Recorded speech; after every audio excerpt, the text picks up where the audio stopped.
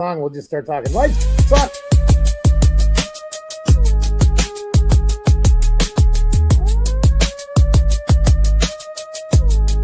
Yeah. You down with BCP? You down with BCP? The following content is intended for a mature audience. Only viewer discretion is strongly advised.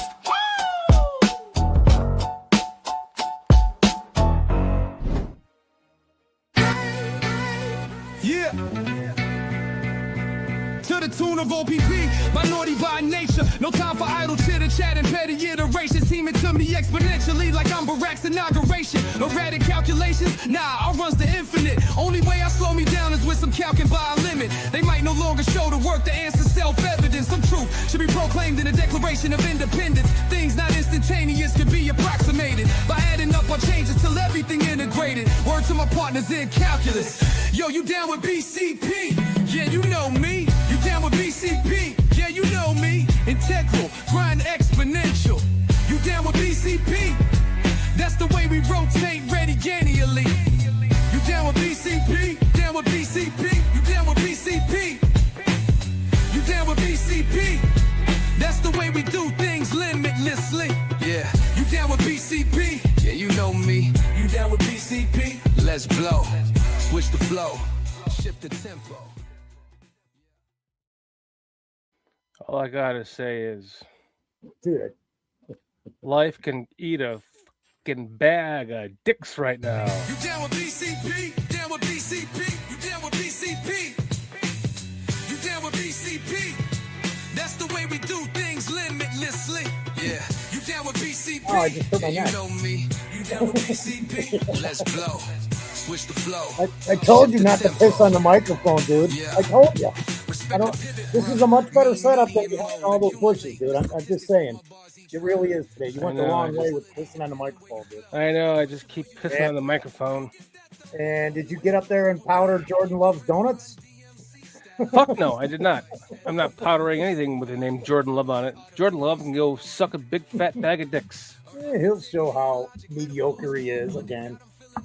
It is what it is, man. It is what it is, brother. I gotta tell you, man.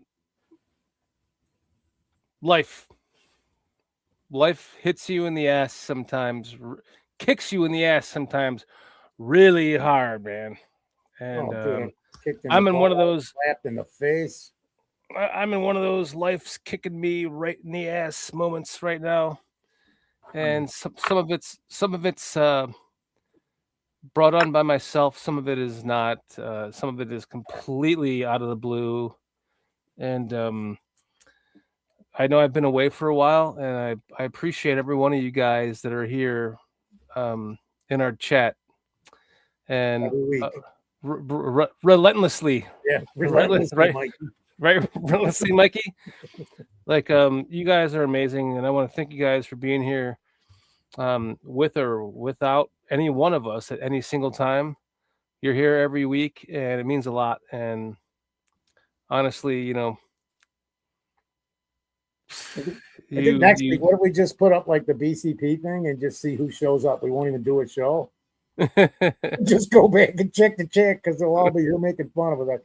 They're killing me. I want to thank everybody in the chat for the comments prior to starting the show. Yeah, because it's been rough, man. I've unfortunately got like people just dying every like 2-3 a week. It's insane. And then the chat tonight was just, I was sitting here. Shorty's trying to figure out what's wrong with his microphone because I can't hear him well, and the whole time it was me. Wasn't even him. He's like doing all this shit. I'm laughing at him, watching him go around and change cables, and he's throwing shit around his house, and then the whole time it's me because I did a members content, which I don't even know if it's going to work out because it just froze. It just froze at the end when it's supposed to be downloading and recording. It just froze. But I want to thank you guys for the laughs because I was sitting here just cracking up reading the chat, man.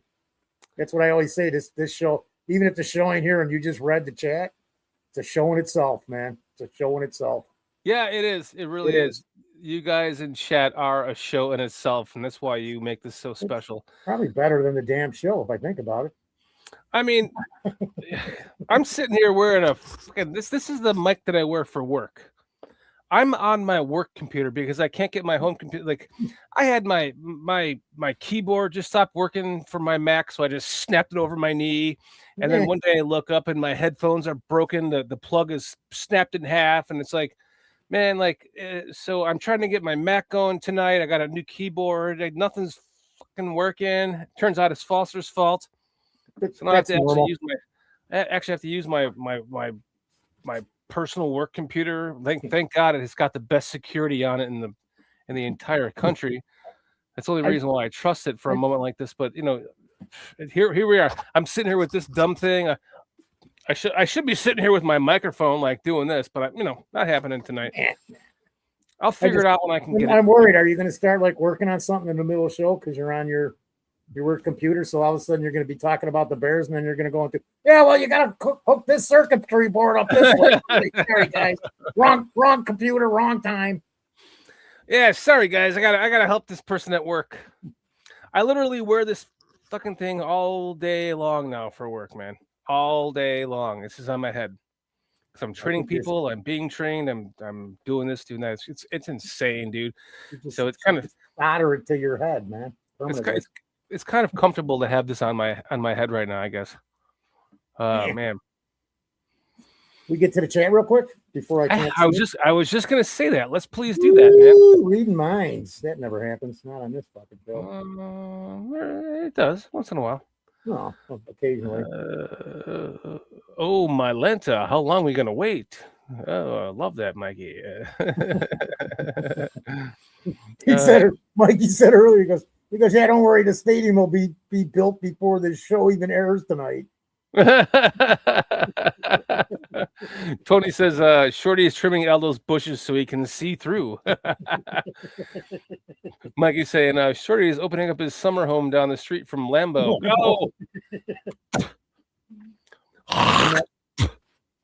Fuck no, Mikey. Clear that place out, and Powder loves donuts. Tony says Shorty's powdering love. Jordan loves ego too. God.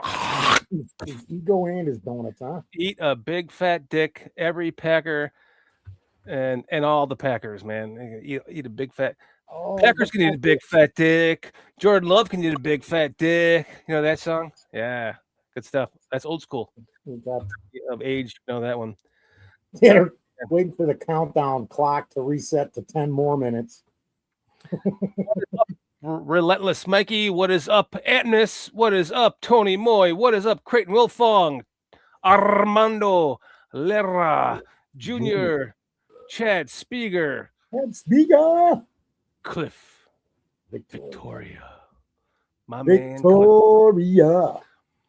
Victoria. No, I was thinking of Victoria, the Kinks one. Victoria. Never mind. It's old. I feel like I have to switch my screens, so I'm looking at you. Like, here we go. There we go. That's better. Roberto Williams. That's a new name. That's a new name. No, he's here. He's here. He knows us. Okay, I'm an asshole. I do like Mr. Mayhem's got the Caleb throwing logo on his thing. I don't even know where it's at, but I saw it earlier. I was like, wait a minute. Oh, Mr. Mayhem. Man. We got Roberto Hernandez saying, "What's up, BCP family? I need the laugh. Just found out my grandma." I'm sorry, man. I just hopefully she lived a long, healthy, happy life. That's the key, man. Listen, we all got to go someday, but Roberto, I feel you, man. Last year I lost my mother's mother in February, on February 10th, and then February 20th, and then the next month I lost my dad's mother, and my dad's mother, she was like such a perfect grandma that she actually passed away on her birthday. She was 94 years old on her birthday, and it doesn't. None of that means anything other than like, wow, I can't believe that happened, Grandma, because you were that like perfect of a grandma that you left this earth on your birthday, like at an equal age. So I'm there with you, Roberto. Like, I don't know if you know, but like 3 weeks ago, I have sibling dogs, and the male is like dying of bone cancer, and we're like, he can't even stand anymore, and we're like having to carry him out everywhere, and like it's a major project, and his sister is totally healthy, and then she just fucking drops dead of a seizure on the 20th of March, right after our last show that I did here in my home with you guys. Yeah. Got done doing the show. Every night before I do the show, I went and go and kiss my dogs. I would kiss my wife, do the show. That night I did not. And my dog, just my perfectly healthy dog, the one that's not supposed to die anytime soon, just right in front of our eyes. And I'm feeling the loss with you, man, Roberto. I'm feeling it, man. That's why it's been hard for me to get back to doing the show right now, because I'm just heartbroken, and I'm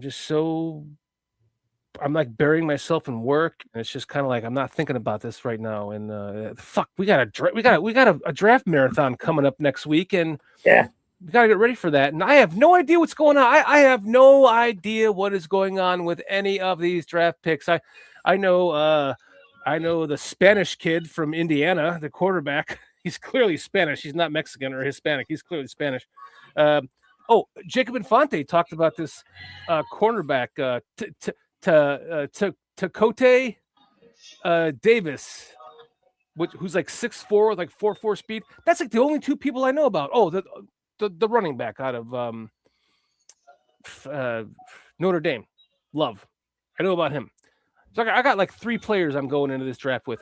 Normally, hundreds. Not hundreds, but almost hundreds. I'm like normally like, okay, I got my 15. I got my 30 players. 15.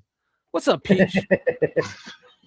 Hundreds. 15. PJ. What's up? What's up, Jordy? What's up, Foster? What's up, chat? What is up, Lynn Hayden? Thank you. I appreciate that. Love you, Lynn. Hope everyone's fine. Hope you're doing well, Lynn. Love you, Lynn Hayden. Love you with all my heart. Thank you for that. I truly appreciate it, man. It's been a rough time for me for the last several weeks, and it's been hard to do this. So, and the credit goes to all you guys, you, Peach, Foster, and Carl, for holding this shit up while I'm just like, really trying my ass off not to like shed tears. So, thank you guys. I appreciate you guys. That's what friends do, man. We try and because a lot of times with this stuff, there's nothing anybody can do, but we can do one thing. We can try and just be there for you when you need it. Yeah. That's about it, man. And it's pretty simple. Yep. I don't know what to say. I don't know what to do to relieve anyone's pain. I could just be there and I can listen. Yeah. And that's about all we can do. You know that, Peach. Yeah. I agree. And I thank you guys. Love you so much, Lynn, man. Lynn's such a sweetheart. God, I love her to death. Mikey's saying the notorious PJ in the house. Yeah, look at all 3 of us together at the start of a show, almost at the start of the show. Look at all of our members in there, by the way. Did I miss something? No? Probably. We all did. Why? What are you saying? Why are you giving you condolences? What happened? I was talking about my dog and all that stuff. Oh, I thought you were talking about your other dog. Okay, all right. Okay. Well, both dogs. Oh no, you didn't miss that. Oh, just life in general, man. It's hard. It's been hard for me to be here. Well, yeah. I mean, I thought something happened to the other one now too. That's what I was wondering. He brought up because Roberto Hernandez's grandmother just passed away. Roberto, let's everyone give your best fuck Green Bay in the honor of Roberto Hernandez's grandmother. Please, right now, give us your best FGB, please, everyone, all your FGB. Fuck Green Bay. Fuck Green Bay. Fuck Green Bay. So sorry for your loss. What do you got to do? We got to copy that, or what do you say to keep that? Put out a video. Fuck Green Bay. Fuck Green Bay. There's Mr. Mayhem's logo. Let's instead of a moment of silence, let's give a moment of fuck Green Bay. Fuck Green Bay. Fuck Green Bay. Fuck Green Bay. Fuck Green Bay. Packers. Fuck Green Bay. Fuck Green Bay. Fuck Green Bay. Fuck Green Bay. Fuck Green Bay. Fuck Green Bay. Fuck Green Bay. Fuck Green Bay. Fuck Green Fuck Green Bay. Bay. Fuck Green Bay. Green Bay. Fuck Green Bay. Fuck them Fuck Packers. the Packers always. In honor of your grandmother, Thank you, Benjamin. Roberto. Fuck Green Bay. Fuck Green Bay. Fuck Green Bay. Fuck Green Bay. Fuck Green Bay. All right. What's up, guys? How you guys doing tonight? Hanging in there, man. Just hanging in there. It's another week. All love, bro. All love. Hanging. Everyone's just hanging in there, huh? Hanging in there with both hands. Oh well, I That's know what you that's what gotta. said. It's like one of these, right? Like, Like this, bro. Like this, Yeah, bro. bro. Like Bro, Look at you the know- you guns. know- Look at the you know- guns you know on you- Beach. you know you're doing this, bro. Come on. I'm like this, bro. I'm like this, man. I'm like this. Oh, you're like this, huh? I'm like, Like, Ah! holy shit! If I was Yeah, like 40 that, man, I think 45 I'd have inches around, huh? I didn't I think I know. would have a different career there, brother. Yeah, you'd be. It would be obvious, man. You'd be dragging that shit all around Walmart. Like, excuse me, I'm on BCP right now. I gotta drag my dick around. Hold on a second. Hold on, my dick's on the other aisle. Come on, Dick. I gotta put my dick around the corner here. Ooh. Man, that'd be a heck of a sanitary wipe there. Hey, there's no sitting down to piss with that dick, huh? good night, everybody. Right. Right. Meanwhile, On the other hand, listen, man, this is why You all stick to one 22 of hand, you are dude. You here. don't have to sit or stand. All 22 of you are here right now because this is what you came for. right. The, What's the going on laugh. with you guys in the chat, though? That's what I want to know. What's going on with y'all? With chat or Yeah. me or us in chat? The chat. Oh yeah, chat's blowing up tonight, man. I'm just saying, you know, Oh, they were what's going on in you guys' life? hilarious. Yeah, like let's know what's earlier, going on with man. you guys, man. How's it going, chat? You know, PJ and I talked last night, or was it last night? No, it's night before. The night before, about tonight's show and what the hell are we gonna talk about? We got the draft next week. It's gonna be a marathon again. Holy shit! And Well, there's I'm like, I nothing don't wrong. even know what to say. I've been out for 3 weeks. I don't know what to Yeah. say. Like, and we're just, Well- we're just gonna have fun tonight, man. Listen, we have a draft coming up next week. Yeah, You guys have all done your own fucking research and your own mock drafts and all that shit. We're here to have fun tonight, my man. My man. They relentless Mikey, man. What What did I miss? relentless Mikey? We didn't necessarily come from PJ's Monster Slog.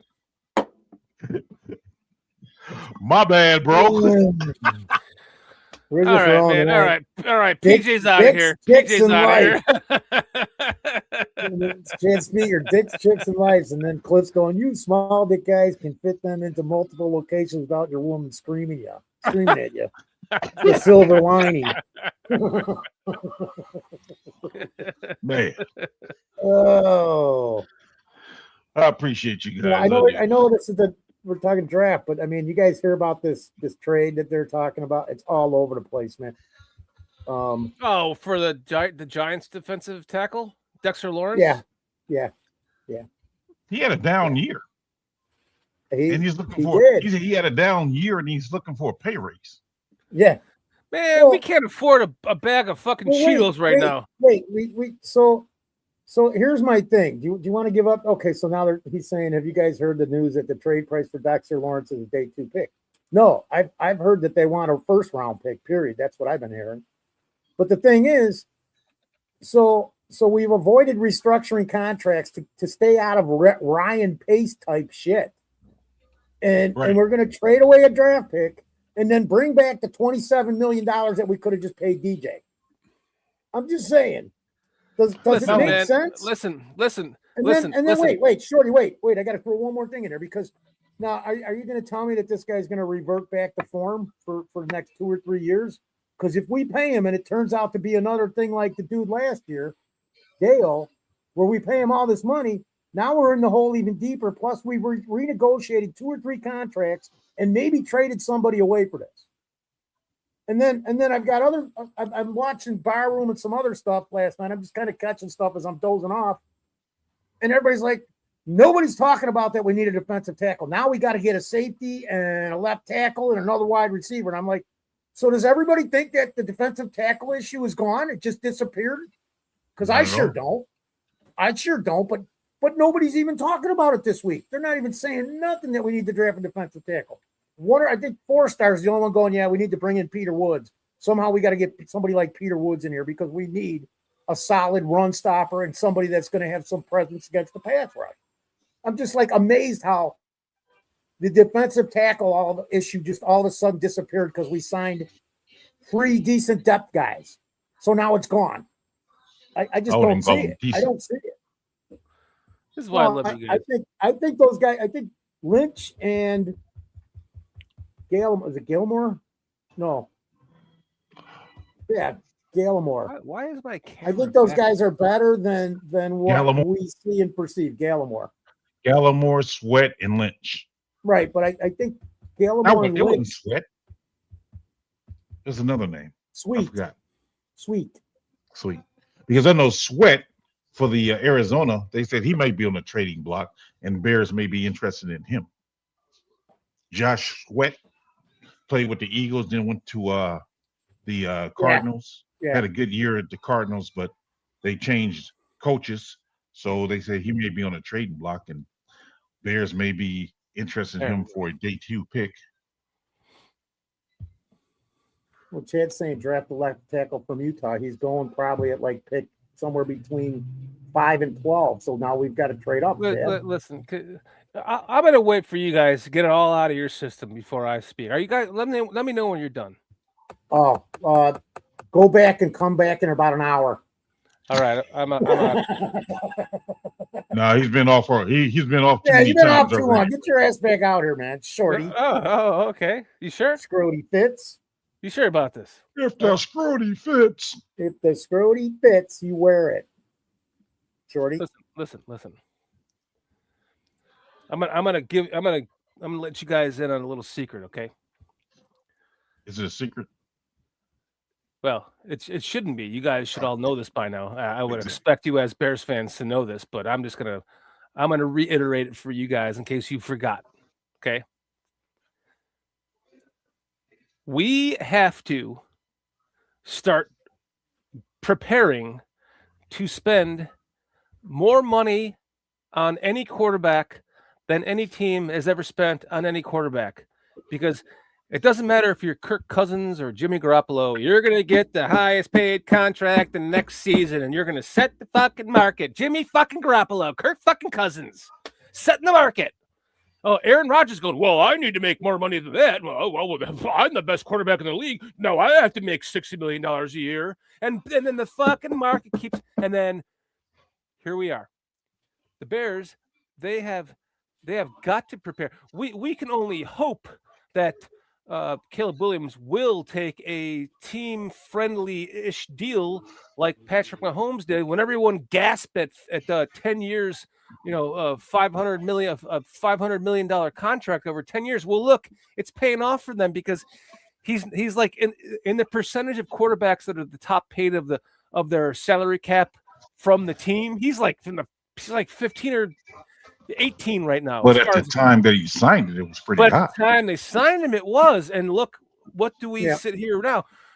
Patrick Mahomes is not going, I need to be the highest. Oh, Dak Prescott makes more than me now. No, he's taking the State Farm commercials. He's doing all this other shit. He's making money on the side. We can only hope that we are lucky enough that when this contract comes up for Caleb, it will be something like a 10-year, $700 million contract. And it will stay good for the next 10 years. And Caleb Williams will be making $70 million when fucking, what's his name? The Spanish kid Spanish. He's not Mexican. The Spanish kid coming out of Indiana, this year. And let's just say he becomes a superstar. Hispanic? No, he's white as hell, dude. He's Spanish. He's not Hispanic. Oh, wow. Okay. He's Spanish. He's from Spain, dude. His family's from Spain. So let me finish. Where did the Hispanics come from? They're totally different languages. Pretty much Portugal and believe it or not, Armando Lerra Angola. Jr., please tell me that you know the difference between Hispanic Spanish language and Spanish language. It's like totally fucking different. So this kid he might as well be white with a Hispanic name. His family's from Spain. But that doesn't even matter. Who gives a shit? The point is he's that going to go to the Raiders, so it doesn't even matter that we even say a word about him. The point is that if he wants 80 million or 100 million in 5 or 10 years or 5 or 6 years, he wants $100 million $100 million a year compared to Caleb Williams making 70. That if Caleb Williams does sign, let's just say a 10-year, $700 million contract, it would be a bargain if he's going to not whine and complain every year that some dipshit that's lesser than him makes more money than him, and that's the best we can hope for. When do the fans say enough? Because like more and more people are just getting cut out from when the Bears build this new stadium. Man, I know a lot of people that will never go to a Bears game again because they won't be able to afford it. $5,000 a ticket. So they can destroy their own sport very easily. And listen, if they put it in Indiana, all 5-6 season ticket holders that I know that have been season ticket holders for years and years and years and years, and inherited the seats that you sat in, Foster, are inherited seats, and they were inherited from his father's father. Wow. Third row, you still got to pay for them, and the cost is just skyrocketing. But what I really think is funny, Shorty, is you know how you're talking 70 million. If you guys remember, I made that number up in January on this show. I made it up. Yeah, well, it's a good number, but it's probably pretty damn accurate, right? Give him 10 years, after this season when he wins MVP and we win the Super Bowl and he's a Super Bowl MVP. Give him a 10-year, $700 million contract. 10 years, 65, I think. Reason why I say 65 is no, because Dak Prescott makes $60 million right now, man. Okay. The next quarterback that's going to get the let me finish. Well, okay. Reason why I said 65 is because Dak is making only 60. For them to bump them up 10 million, I don't see that happening. I can see 5 million. Well, here's why I do, because in 5 years that's going to be a bargain contract because there's going to be somebody making 80 million. The Spanish kid will be making $80 million a year.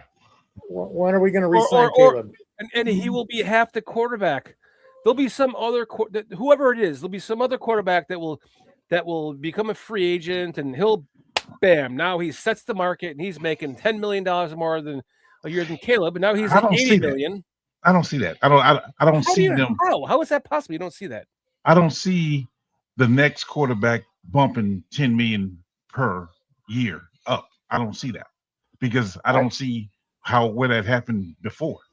There's never been another quarterback that bumped up 10 million from the previous quarterback. It's like maybe 1-2 million per, but to bump up 10 per, I've never seen that. Kirk Cousins. If you've got 5 years in between it, and now the payroll is going to be $280 or $300 million, it'll happen. Right. But somebody got paid last year, right? Somebody got paid last year, and they didn't. The guy from Jacksonville.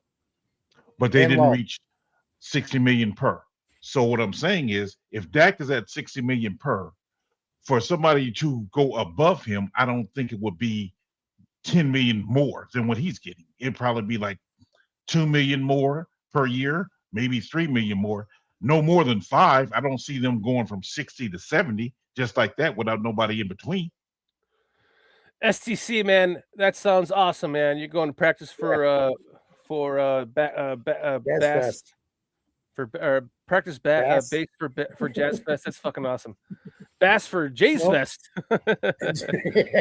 Bass for a Jay's Fest. Yeah, bass for Jazz fishing Fest. Fishing and weed. Awesome. That sounds like fishing and weed to me. If it's STC, man, thank you for joining us tonight, man. Awesome. Hope you have a blast. I know I want to say good luck because I believe in you, man. Have fun tomorrow night, man. That's awesome. Absolutely, dude. Mikey's gonna grab a whiskey for the show. You probably should have done it before the way we go grab it, dude, man.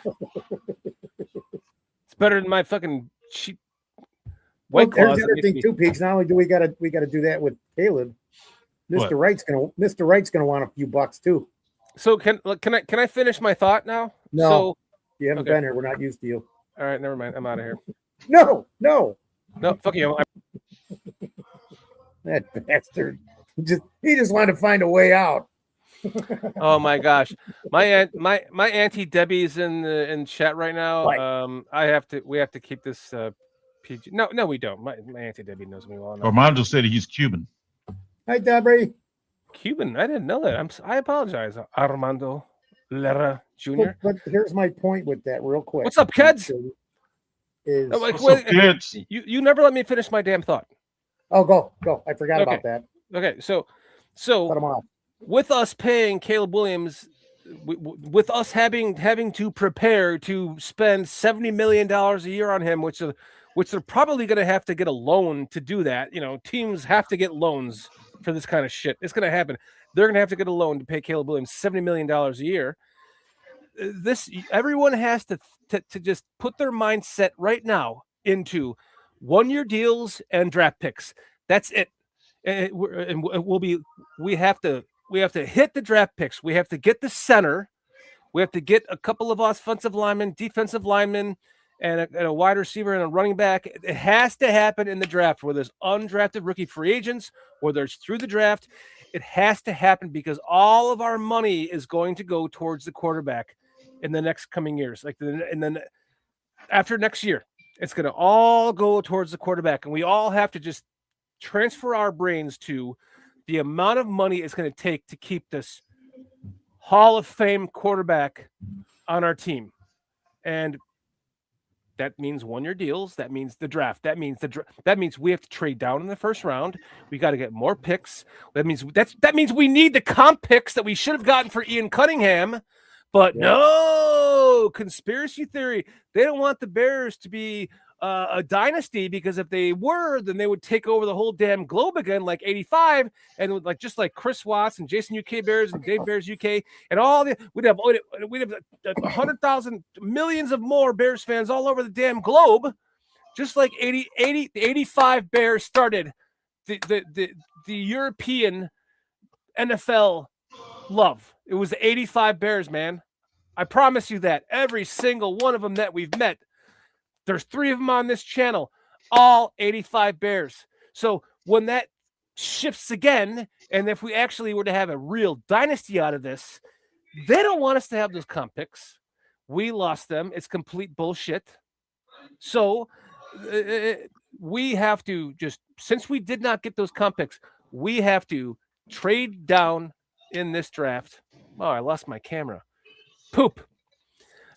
Trade down in this draft as many times as we can, but not far down in the draft where you're down like 20, 30 spots. Trade down 3 or 4, pick up a couple more picks in this draft, and then build this team through the draft, not free agency. Build this team through the draft, and that's the solution, my friends. It has to happen. Hold on. Where's my camera pooping on me? Hold on. I just don't think that the Bears.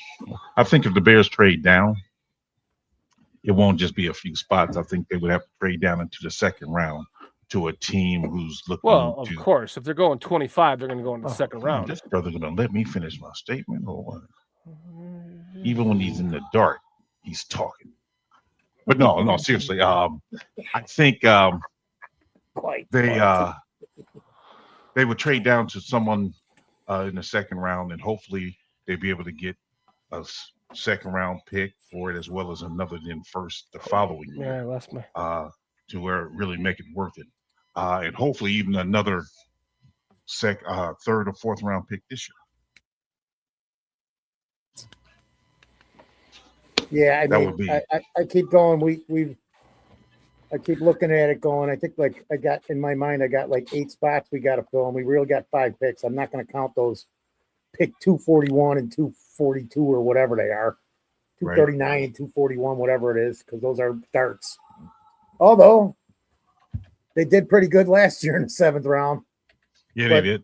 But can you do that every year consistently? It's pretty darn hard to do. Look at the numbers are against you, you know. But I think that when it comes to free agent, I mean, when it comes to running backs, you can find a lot of good ones undrafted. Yeah. So to get one in the 7th round is about right. The only other position I think you can probably do that as maybe tight end, maybe. But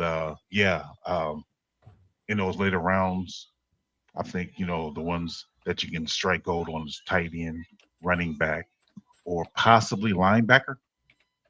Possibly. I want to say hello to our good friend Bearski. What's up, Bearski? Ball 8. What's up, Keds? Keds the Canuck and Yeah, we never really got to the chat. We started, we never got to him. And Deborah, I see we're waiting Deborah for Wally. Pete. Deborah Wally just traded up for Caleb Downs. That's my aunt. Is it? Yeah. Hi, Auntie. That is my cousin Steve's. You know Steve. That's his mammy. You still kill me when you say mammy. I love you, Auntie Debbie. She says trade up for Caleb Downs. she's just like, I'm trying to talk football right now, but I have no idea what I'm talking about. No, she's got it because he's the top safety. She went to my Uncle Jim. She's like, what do we need? Jim went, we need a top safety. Tell Jimbo I said good call. Yeah, hi Debbie and Jim. Yeah, you met my Auntie Debbie Foster. There for Christmas. You damn straight were. Your birthday. Mm-hmm. And a couple other times when Chris was there. Chris was in. You were at her house. So that's what you're repeating what I'm saying. He's just copying me, Pete. I love that you're in our chat right now, Auntie Debbie. It's please excuse me for being, the Bears fan that I am on this channel. But this is where I get to vent myself as being a Bears fan, and I love you and thank you for joining us tonight. I hope you are having fun and at least laughing a little bit. Yeah, this is my name. I was giving away your 401k, dude.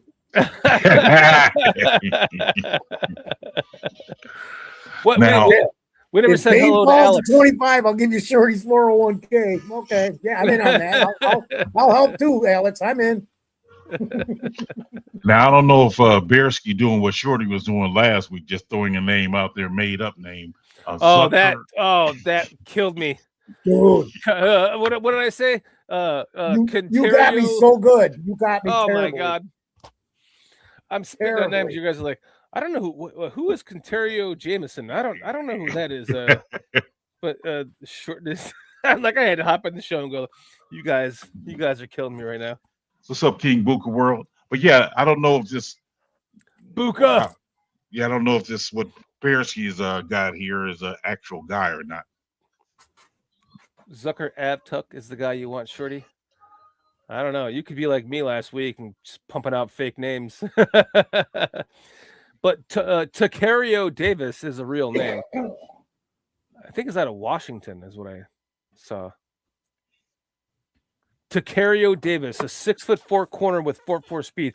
I got it from Jacob Infante. It's not on me. I don't take any credit for that. I got to go back to what you said last. My aunt is saying, or wait, TJ Parker in the second round. Oh, now she's coming out with some facts. She's talking to Uncle Jimbo, going, who should we draft? Who should we draft, Jim? Hey, Peach, maybe we should have her on and get rid of Shorty tonight. You want to link it? Like, she's more about the draft than him, huh? I don't even know the names. Man, you nailed me on that. When you said that I looked at funny. 720 draft picks. That's the list I went through last week. And still got you did, but there was a combination of names in there, and when you said, what did you say he was from? Bourbon State? I'm sitting here going, isn't that guy from Army? But it could have been Bourbon State or Bourbon Street because it was Bourbon ST period. Yeah. And it could have been with State in my head, and I'm going. I swore he was on Army. So Auntie Debbie, last week I wasn't on the show, but I'm watching these guys talk about draft picks from who we're going to draft, and I was just spitting out BS names, like so and so and so and so, and I came up with a Contario Jameson out of Bourbon ST period. It could have been Bourbon Street or Bourbon State College, and these guys were like, man, that sounds like I'm curious to know who Shorty's talking about right here, and blah blah blah blah. And I had to hop in the show and go, hey, you guys, but Tacario Davis is a real name. Look him up. He's basically a Nashawn Wright replacement, but better hit movement, better faster, better range. All from Jacob Infante, by the way. I can't take any credit for this. Yeah. I don't even recognize the name. Let me pull up the Don't tweet. even recognize the name, but there is a safety on Army, and his last name sounds like whatever your name was. And then the guy behind him in the draft, his name's Canario or whatever the hell you said. Contario. Prospect number, matter of fact, I Jameson. looked it up. It was prospect number 711 and prospect. This is a PFSN draft board. 711 and 713. If you look at their names on their draft board, you'll see what I'm talking about, because it's uncanny how you mix those two names together almost perfectly, because the guy's first name is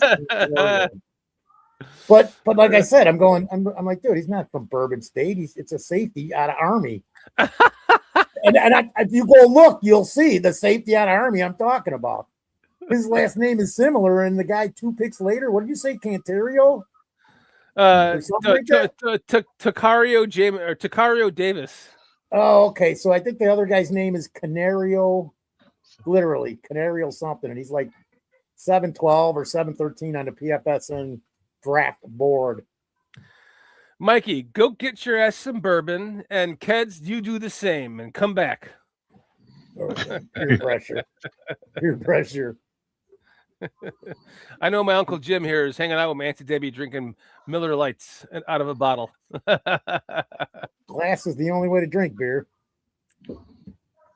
Agreed. Unless you have a White Claw. Well, which, by the way, Chris Watts thought was just a seltzer drink. Those don't even have alcohol. I just fell again in my chair. Yeah. Oh, here. Okay. Now my aunt here is she's getting into what prospects do you want? The best safety, defensive tackle, center, or offensive tackle? Tell Uncle Jim, tell your husband, Uncle Jim, that we need a defensive tackle and a center. In this order, in my opinion: defensive tackle, center, safety, offensive tackle. That's my order. We don't need a defensive end? No. Okay. Austin Booker, baby. Yeah, but that's only 2. Don't give up on Austin Booker. We didn't have, like, I would have been fine with that if we brought back the guy we traded for from the Buccaneers, or maybe even Dominic Robinson, but we don't even have them anymore. Yeah, he got a $4 million contract from Texas. Dominic Robinson did. And what's his name? Joe, the 3-name guy from the Buccaneers. He was Joe Tryon Trinka. Yeah. I believe he was actually our best defensive end against the run last year, statistically. Oh, wow. Okay. And his pass rush presence was better than people thought. But we did get Hardy back. Yes. I don't. Here's the key too. And low key 12-18's got it right. Is, do we have a motivated Dale? Do we? I don't know. We're gonna need him with that contract he's got. I tell you what. We don't know. I tell you what. When he's motivated enough, I will then be able to pronounce his last name. All right. When you put some production out there, then you know his name. I got his first name down. Dio Auntie Debbie. Ask Jim who does he want? Ask Jimbo who does he want as their draft pick? Because I know he's sitting there right next to you going, tell him to say this, tell him to say that, because she has no idea what we're talking about. This is my Uncle Jim right now. My brother-in-law and my sister sit there. Linda gets on the phone and talks to us, and my brother-in-law watches us on the TV. Now they're not watching tonight because they're at some concert, but that's usually what they do on Thursdays. It cracks me up. Linda makes the comments, and my brother-in-law tells her what to say. Not always. Buka says, wouldn't it be funny if a motivated Dio gets 15 sacks? That would be hilarious. If Dio gets 15 sacks, I will then force myself to pronounce his last name correctly. But Dio until then is he doesn't deserve my time to learn how to fucking pronounce his last name. I just if we have better production out of defensive tackles, I think Booker and Sweat will get more sacks. Sweat got 10 last year, man. Yeah, silent, Why- very silent. Why can't they both play a full healthy season and together have 25, 28 sacks? That would be nice. But it's hard to do when your defensive tackles are letting the quarterback step up into the pocket and throw the ball on a consistent basis. Very good point. Very good point. What they did. We saw it, and then we don't even have to throw because we're running for 6 yards on first down against the Bears. So that was my thing earlier, Peach, that you missed. I'm going, what happened to the defensive tackle talk? Because it's kind of disappeared across the YouTube shows. Everybody's like, got to draft a safety first, and then now we got to get a left tackle, and we need a wide receiver. And I'm like, what? So defensive tackle's fixed? Matter of fact, if you watch, if the members only recorded, I asked questions rather than giving my spiel. I started asking questions of our members only content.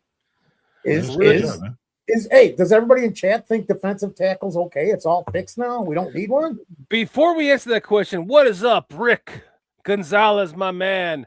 Fuck Green Bay and let Caleb be Caleb, my man. Thank you for joining us tonight.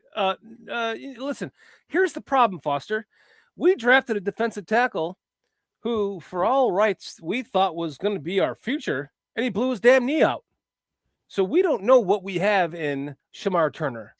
So True. We could have a superstar on the waiting, but we just don't know. We still need a one tech. And here, Shorty got it. He's going, no, I don't remember to what I said. But I mean, look at what the Bears have done. Dexter, IA, Pickens, Billings. They've attempted. But I mean, other than like maybe Billings' first year, none of all of that stuff right there, they haven't succeeded. Now, Dexter, we saw what he did last year. I was expecting him to take a bigger step, and I didn't see it. I'm not saying he's out of the mix because he's still young, and it's one of Pole's guys. But right now, I got him on the depth chart. He's not a starter in my mind. Who is Pay? Who? I gotta go look on my phone and see this. Yeah, because that's Pierce from Dexter Pay. Who's Pay? Is that from the first draft or second Pole's draft? It was a UDFA. I don't remember, but I know the name.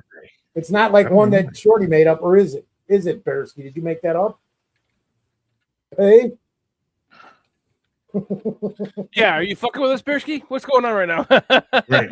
But I will. Let me address this real quick. When they talk about Dale being on a proven year, he might end up with 15 sacks per se, but $20 million is a big hit because he's going to be paid $20 million this year. So him being paid $20 million this year, I think guaranteed, that's a big hit. So yeah, I don't see how that's going to work out for real. What about my Auntie Debbie here going to talk about Christian Miller, defensive tackle, because she's apparently been doing her homework. Yeah, I don't know him. Tapping on that one. Tell Jimbo we don't know about that guy. Yeah. All right. See, now I don't even know I'm wrong. I got the wrong guy in my mind. He's been gone for a long time, Bersky. What he paid? He's talking about Stephen Paya when Lovey was here. Oh, whoa! No, I'm asking. Man, is that who you talking about? I got to take a leak. I'll be right back. All right.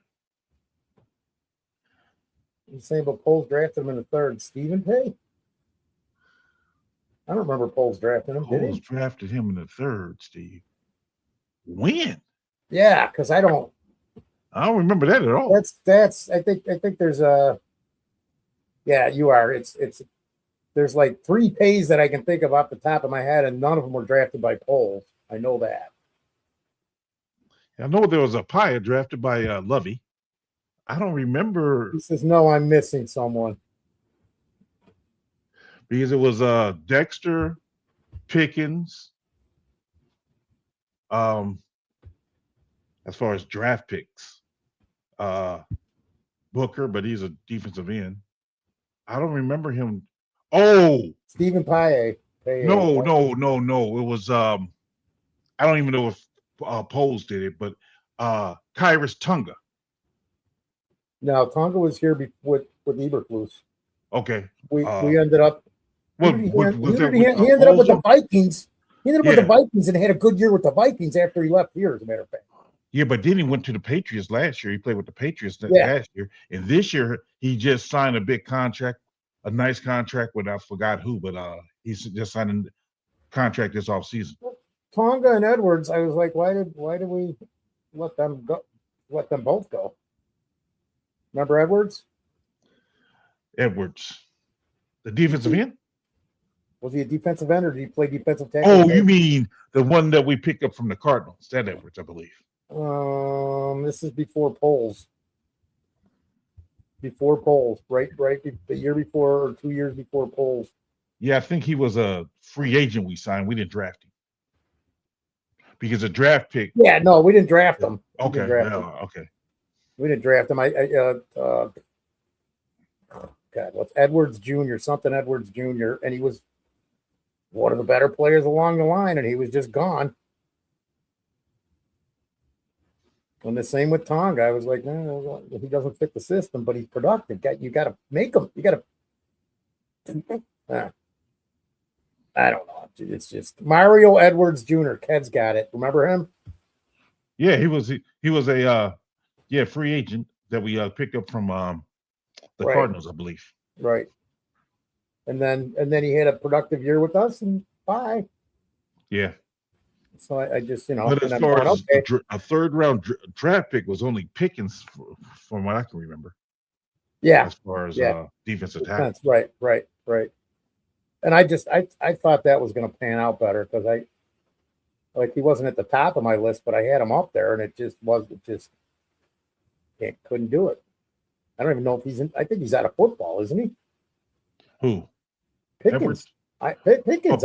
Well, he was. Last I heard, he was on the Kansas City Chiefs practice squad. Yeah, but I don't know if he's anywhere.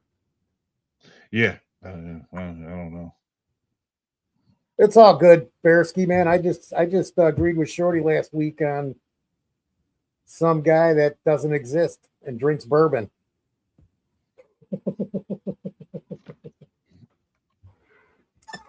Could have been a Jerry Angelo. Nah, I don't know. I don't know. What you say, Jerry Angelo? Yeah. Chad Speaker's going, that wasn't a Jerry Angelo guy, was it? I'm going, nah, like, no.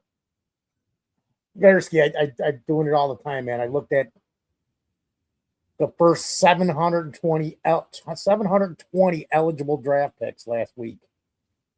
So you could say a name and I'll just go, yeah, I think I saw that name. I heard of that.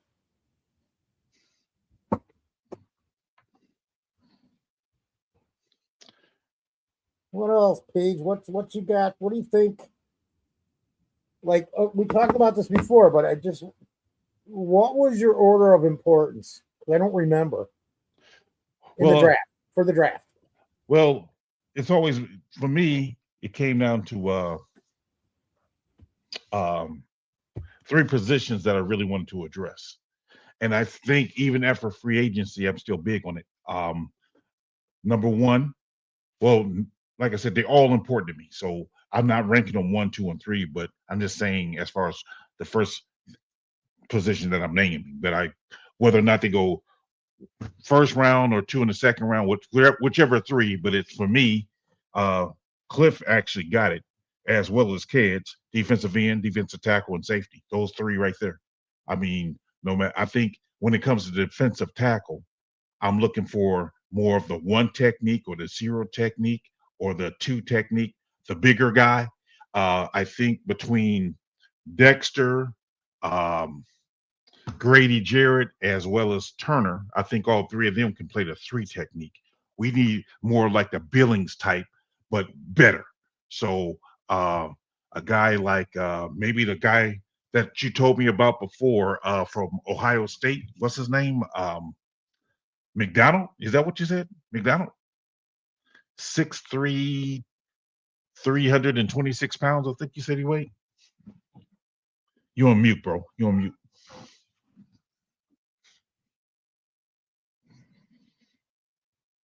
What'd you say, Foster? I was coming in Tooch. I muted. I said I'm going to pull my list back up because I don't remember. We pulled it last week. I just don't remember what I said. Yeah. A lot has happened in the last week. Yeah, I just think, so we need more of that type of guy because Gallimore, he's a rotational piece, but we need another guy to rotate with him, hopefully an upgrade to where he can be, but the other position between Grady, Dexter, and Turner, I think we'll be fine there. And then on the end, we got two good defensive ends and who else? Sweat as well as Booker, but we need a third. Absolutely. And I don't know if Dale's the guy or not. Right. So I would address that position as well. And of course, we do need a starting safety to go along with the guy we just picked up. Yep. Paulie was talking about a guy. Apparently, we need Christian Miller out of Ohio. Christian. Probably brought up Jerron Gilbert, but I'm like, I just Googled him because I'm going, I know it's familiar. Jerron Gilbert was drafted by the Bears. He was drafted by the Bears in 2001. I just Googled him. Like I said, by Angelo, because it jumped out the swimming pool. Hey, go ahead. Can we just take a moment to dance? Bump into the thing, pull another thing. No matter in my sleep, I float up in the rhythm, see the bigger picture. I'ma hit it, critical word to tip. Intangible gift, I'm already lifted, worth every penny. I'm getting the chips, steady, ready, finna hit it when we have another solstice. Sometimes you just need to dance. That's all. Come on, Peach. You ready? Come on, Peach. Yeah, let your choir sing. Me and my conglomerate, baby, we gon' do our thing. Giddy up, groove, stay. PJ left. Come on, let's dance, Foster. This is not me, man. It's not me, dude. See, I'm gonna tell you guys a secret that I don't know if you guys know this or not. When I asked Shorty, I said, how did you meet your lovely wife? He told me I met her at a bar. I remember the whole thing, dude. Because we know he wasn't dancing. I was like, when you met her at the bar, was she on the dance floor or were you sitting at the bar? Oh, I was sitting at the bar. I'm like, exactly. So because if she would have saw you dancing the way you did, you wouldn't have been. No, my friend. It was a jazz club. You don't dance at jazz clubs. You have to be quiet and watch. Exactly. Mm-hmm. Exactly. You know where it was? It was at Al Capone's famous Green Mill. The Green Mill. The Green Mill Tavern? Yes. If you would have met her at a place where you dancing, they wouldn't be married. They wouldn't be married. No. They wouldn't even met. No. They wouldn't even met. It would have never. It would have never been one of those things that never happened in time, man. Now you are challenging me. All right, with a longer beard and senile because it's the alone still. You down with BCP? That's the way we do things limitlessly. Yeah, you down with BCP? Yeah, you know me. You down with BCP? Come on. Let's blow. Switch the flow. You guys can't dance to this shit. Come on. Yeah. Respect the really mean median mode. Accumulate the statistics with my bars each Billy, you look like he's ready to fight or something. I don't know what's going on. I like this guys, and I never saw this before until today.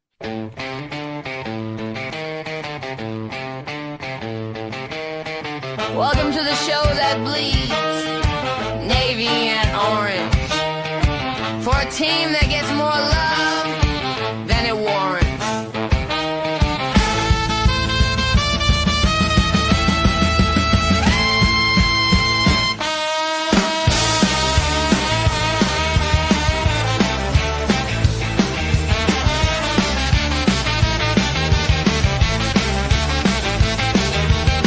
Another Sunday afternoon, the autumn wind is calling your name.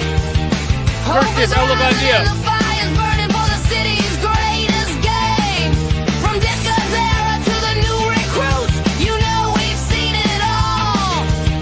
This is where the real talk happens every win and every fall. BCP, bunch of guys behind the mics. BCP, not doing this for likes. BCP, doing it 'cause it's right. Is the O-line set? Is Caleb learning to be a pro QB? Ted. Will the defense bring the pressure and who will be the key? We'll hit the headlines, the rumors, and the free agent deals. No sugarcoating here, we tell you how it feels. BCP, bunch of guys behind the mics. BCP, not doing this for likes. BCP, doing it 'cause it's right.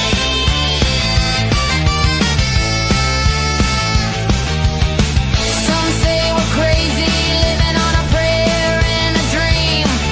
But we know what it takes to make this a real team. So hit that subscribe button, leave a rating and a review. 'Cause what we do here is build a community that cares about the team we will always call the Bears.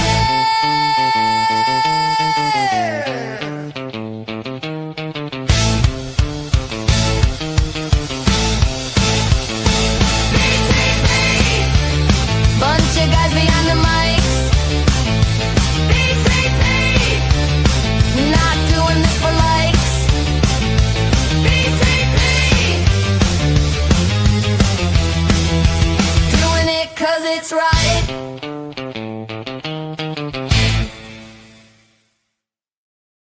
Courtesy of Aldo Gandia. That was something I got That's from him. 5 minutes of my life I won't. No get back. shit. Never going to get that. We lost 15 viewers. Well, All three the minutes. sake of a second. I'm kind of like with kids on this. I listening to that music, I was visualizing Batman and Robin climbing up the side of a building from the 1960s Batman and Robin Yes. show. Yes. I'm Totally like, agreed. what in the world going on here, bro? Ah! I mean, I what just in the think world is going on here? Let's I listen think to it it's again. Fun though, Pete. Just You know kidding. what It's Yeah, only you are 3 correct. minutes of your life you'll never get back. Hey, And That was only and you 3 minutes? spent- 3 it's only minutes. 3 minutes. And you've got countless hours on this show over the last 3+ years that you'll never get back. So It's only 3 minutes. OMG. 3 minutes. 3 minutes is a healthy dump. Look, we got 5 viewers back. They're back now. So, Peach, are you gonna be here next week for the draft marathon? Bro, your memory's about as long as never mind. about as long as that song.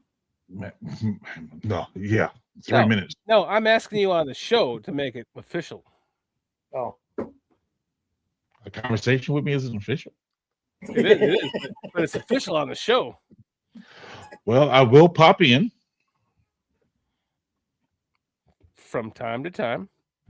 And out Mm-hmm. and pop in and out.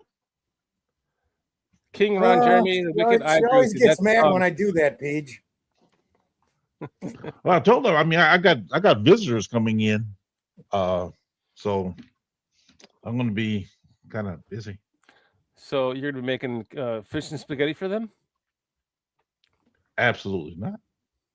I Julie don't believe you. Newmar. Oh, That's you're lucky. About doing fish and spaghetti. I'm actually thinking about doing fish and spaghetti. I'm Nah. actually thinking about doing fish and spaghetti. As a matter of fact, one of our players, Yeah. one of our players, will be making some exotic dishes for his teammates. So, yeah, I leave the cooking to them. I'm actually thinking about doing fish and spaghetti. I'm actually thinking about doing fish and spaghetti. Spaghetti, motherfucker, spaghetti. Yeah. Kurt Ward Spaghetti and with the Adam sauce. West. Oh man, I love you. I can tell. I can tell. Man, I never get any love back. You're like, yeah, whatever. I feel the same. Shorty, you know I love you, bro. I know you do. You don't have to tell me. We're not fags. But I do tell you, though. Huh? But I do tell you. You do. I just told you. You did. Shorty, I love you too. just don't look at me in my eyes when you say it. But Shorty, I love you, bro. Foster. Dang, golly. No. No. No. What is up, M verse number 1? DT is our biggest need. I think I don't know. I mean, not that I would want to draft one in the first round, but safety probably is our biggest need. Positional value is what I'm looking at. I think we can probably find a starter quality safety in the second round. But in the first round, I figure we've got to either go D tackle or D end. More likely D tackle if he's a true run stopper. I love you, Tony. And you can go eat a bag of dicks, my friend. That's a lot of love there, brother. That's a lot of love. That's a lot of love right there. Tony Yeah. and I have a lot of love, man. It's back and forth. Yeah. I don't want you to love me that much. He can pick on me, and I can tell him to go eat a bag of dicks. Listen, Did you say you can come? Is that what you said? No. Oh, No, I did not. what did you say? I said he can come at me, and I'll. Oh, come at you. Oh, okay. Not on me. Woo! Golly, Oh bro. my goodness! Woo! Holy shit! Woo! I Whoa! think I should have Whoa. stayed downstairs choking on my own spit a little That longer. got out of hand real quick, didn't it? Whoa! I was like, what did he say? What did he I'm glad I missed say? it. I Whoa! missed it, I think. Eat your meat. Come on, Tony. Where's the Tyson Bajan shit? Come on, Tony. Come on, you can do better. It's in there. I think he said earlier, if you got the problem with Caleb, just pay Tyson $15 million a season to start. Yes, Chad, we did. $2 super chat from Chad Spieger. Mom, our man. Did you see my 15-month milestone? We salute you, Chad. 15 You the months man, bro. as a member. I put it up. It was Chad 15, Cliff 14, and I'm sorry, it was Mikey or somebody 13. I think it was so. Relentless Chad Michael. was 15, Cliff was 14, and Mikey is 13 or 14. It's in the chat. I saw it. I put them all up, Chadski. Thank you much for the Cliff's at like 12 months or something now. Like Cliff's 14. awesome. By the way, Cliff talked about being a moderator on the show. We'll talk about that on the side. But that'd be cool. If you would. John King Bravo Stocktone hopping in tonight with a $2 super chat out of nowhere. Oh my goodness. Man, Noah Sewell is in great shape. He's not playing. He's not? He hurt his leg, broke his leg or something, right? He'll be back though. Won't he King I don't- Bravo? That's what I thought. His I foot, thought the did- idea was it that him we were gonna or be- Edwards that got their foot caught in the cleat or something? Yeah, I don't think it was that bad of an injury. It was just a season ending. It wasn't like something he's about for like half a. Let's put it this way: he's not Patrick Mahomes missing most of next season, or Ozzie Trapillo, if you look at it that way. We got Chad Spieger saying that Foster, PJ, Dan, you guys are the best. What? I'm not first? Fuck. Foster's first, huh? Look at you. You got all the credit here, Foster. That's Foster. because I'm 3,060. When you're 3,060, you can get some credit too, pal. You did have a birthday last week there, Foster. Cheers. Yeah, happy birthday to you. And to you, Peach. Yeah. Peach has the same birthday as my wife. That's why I was on the show last week, because I was celebrating my wife's 50th birthday with her. And I was celebrating my birthday with you guys. And PJ is only 33. Yeah. I'm 21 now. What are you talking Oh, A I don't know how to add.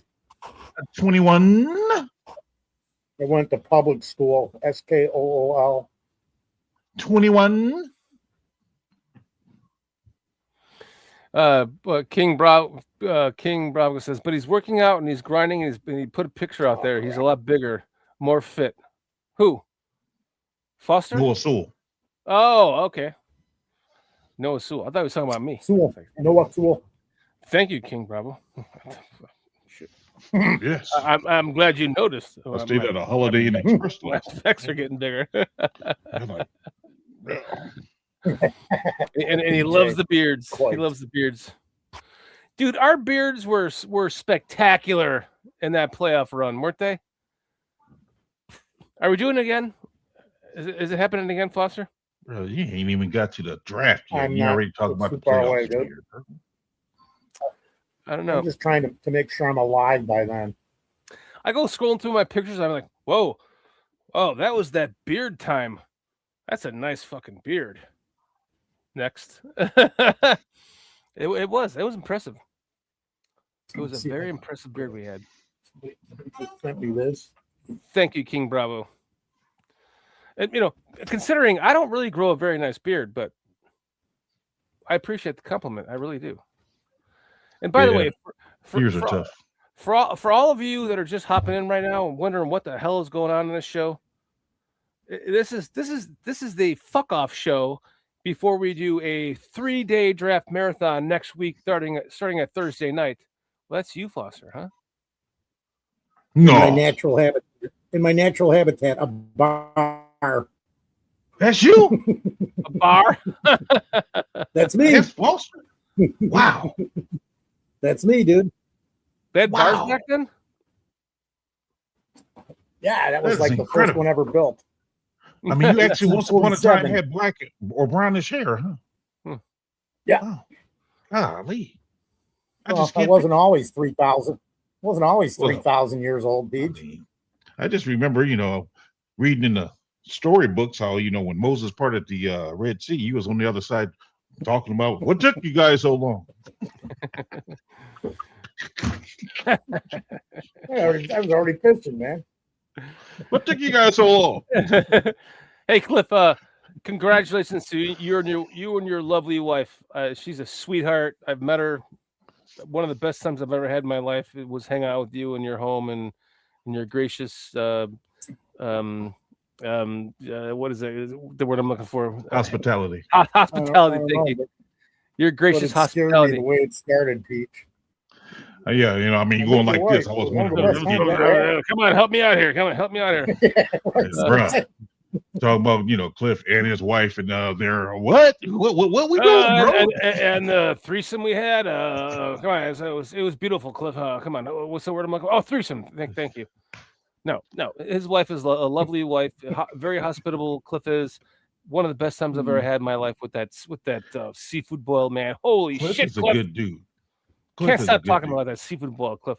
I've Yeah, been I trying seen to the replicate pictures, it. man. That was awesome. That was man. Cliff's a good dude, man. I give you Yeah, that. man. Cliff's a good dude. A great dude. Kids says, "Holy shit! Ancient Foster footage from the Middle Ages. How was the meat and the wenches?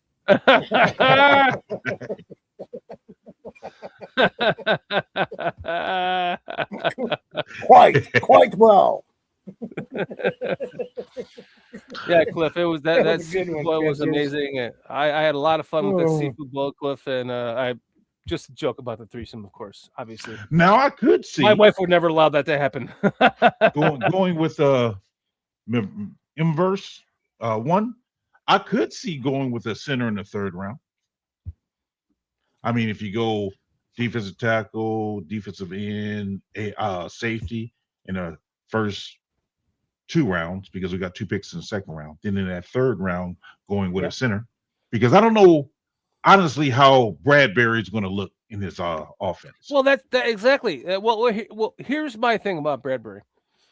Everywhere he's gone, he's played very well and had minimal to no injuries. So I'm confident in that for this season. But that being said, if we took a center at 25, I'd be happy with that. I don't listen. I don't know who the hell's who the fucking, I don't even know what's going on with this draft, but Not I've 25. conceded myself to this. Whoever they draft this year, I'm gonna then just dive into all those picks. And I'm gonna go, okay, this guy is awesome. This guy is awesome. This guy is awesome. This guy is awesome, because that's what I do. It's the Bears. I love whoever they draft, and I'm going to find the best thing I can find, the best possible qualities I can find them. I'm going to go, okay, I love it. I love it. I love it. I love it. I love it. Oh, Tariq Cohen, good pick. It was a good pick. Actually, it was a good pick. Nope, well, what if I we didn't like drafted a center at 25? What? But bro, But PJ, you would and I we- sat here the why other would night we- talking about how we have no idea what the hell is going on in this draft together. agreed. So what But- if they drafted a center at 25? Would we all give a damn? But my argument to that is this, though, Shorty. I mean, I kind of understand your logic, but for me, if we just spent a draft pick to trade to get this center, and we're paying him however much he's getting paid, I don't know. Yeah. Why are we then Yeah. going to draft one to replace him when we already got Newman in the wings waiting as well? So for us to draft a center at 25, I'm like, yeah, that'd be a bit much. Is Newman the center though of the future? That's what I thought. I mean, Yeah, I wanna that's what I'm ask saying. He's a guard. He's a guard. Yeah, He's I don't know. not- I mean, He's not a, what's his name, that who's the guy I'm thinking about, the transition to a guard back in the 10, 15 years ago. What's his name? Fucking help me out here. Whitehair, Someone help me out here. James. Sutton James. No, wasn't Sutton. no, the guy that we drafted as a guard turned into a center. Oh, Whitehair. White hair. Thank you. That's what I said. He Nobody said was- 10, 15 years ago. Nobody was listening to you, Foster. I said white hair, and then I was talking about James. What's his name? That's on Well, that's field. my point. Daniel. Nobody gave a shit what you were talking about. That's all. We're not taking a center at 25. Really? Why not? Because I don't think there's a center rated high enough. Like, what's his name? Do you Lindenbaum? really know what's going on in this draft well enough to say that? Yes, you I be I know really? that. You I can. know that You much. are confident enough in your. I don't admission. believe there's a center rated high enough to be a first round draft pick from what I've been from the little bits I have heard. Yeah.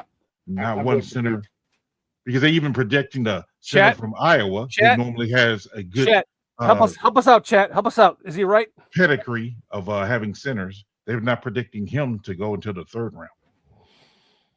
On all the draft boards that I looked at, and their draft board, PFF, PFSN. Let me there's ask- potential let- center on the board till like Let me ask you this. 46. There's only Let me one. let me ask you this question, my friends. What round was Tariq Cohen drafted in? Fifth Don or Burke, fourth? Don Burke, Okay. Don Burke. What if, hypothetically, what if he So- was drafted in the first round? Would he have been worth a first round draft pick for his No. production? You are, That whoever totally- drafted him would have been fired. but I'm talking about, would he have been worth a first round draft pick in the late 20s or late teens, early 20s No, for his production? no. Here's the guy. I could not Has he disagree with got you it? anymore. 57 Sam Heck, and one of the 5 draft boards I looked at had him at like 42. That would have been the top center pick in the draft. So, but why did we trade for and spend the money on Bradbury? If you're going to draft a center that early, and there's one that is of the caliber of being drafted at 25, you're going to draft him. He's going to be your starter, and you're not trading for Bradbury. You're going to get a center. The Bears are going to get a center. They're going to get somebody that's developmental to maybe learn under Bradbury, because he's only got a 1-year contract. I don't know if we'll bring him back. And Is that all he has? statistically, Yes, he is in his yeah, early 30s. Oh wow. statistically, Because he did play with The Vikings. Vikings. Tooney at North And- Carolina State together. Right, Yes. right. That's probably a good point of why he's here, because statistically with the Vikings, not that good. Go look at the numbers. Go look at the tape. Now he's better on tape than the numbers, but he had a hell of a season last year in New England.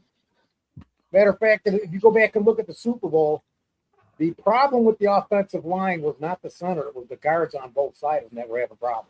Wasn't their left tackle hurt? The rookie from LSU. Yeah, I don't even remember. It's that seems like it's so long ago, the Super Bowl already, that I don't even remember the game. Just the film footage that I watched when we got Bradbury. That's all I did was look at that.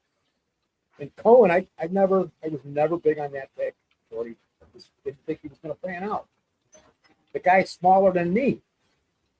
5'6". I'm 5'8". I'm 5'8", 190, and I'll get clean. 5'6". What was he? 185. I know it's a gadget guy, but you saw what happened one season. Well, look at it like I look at it kind of like this.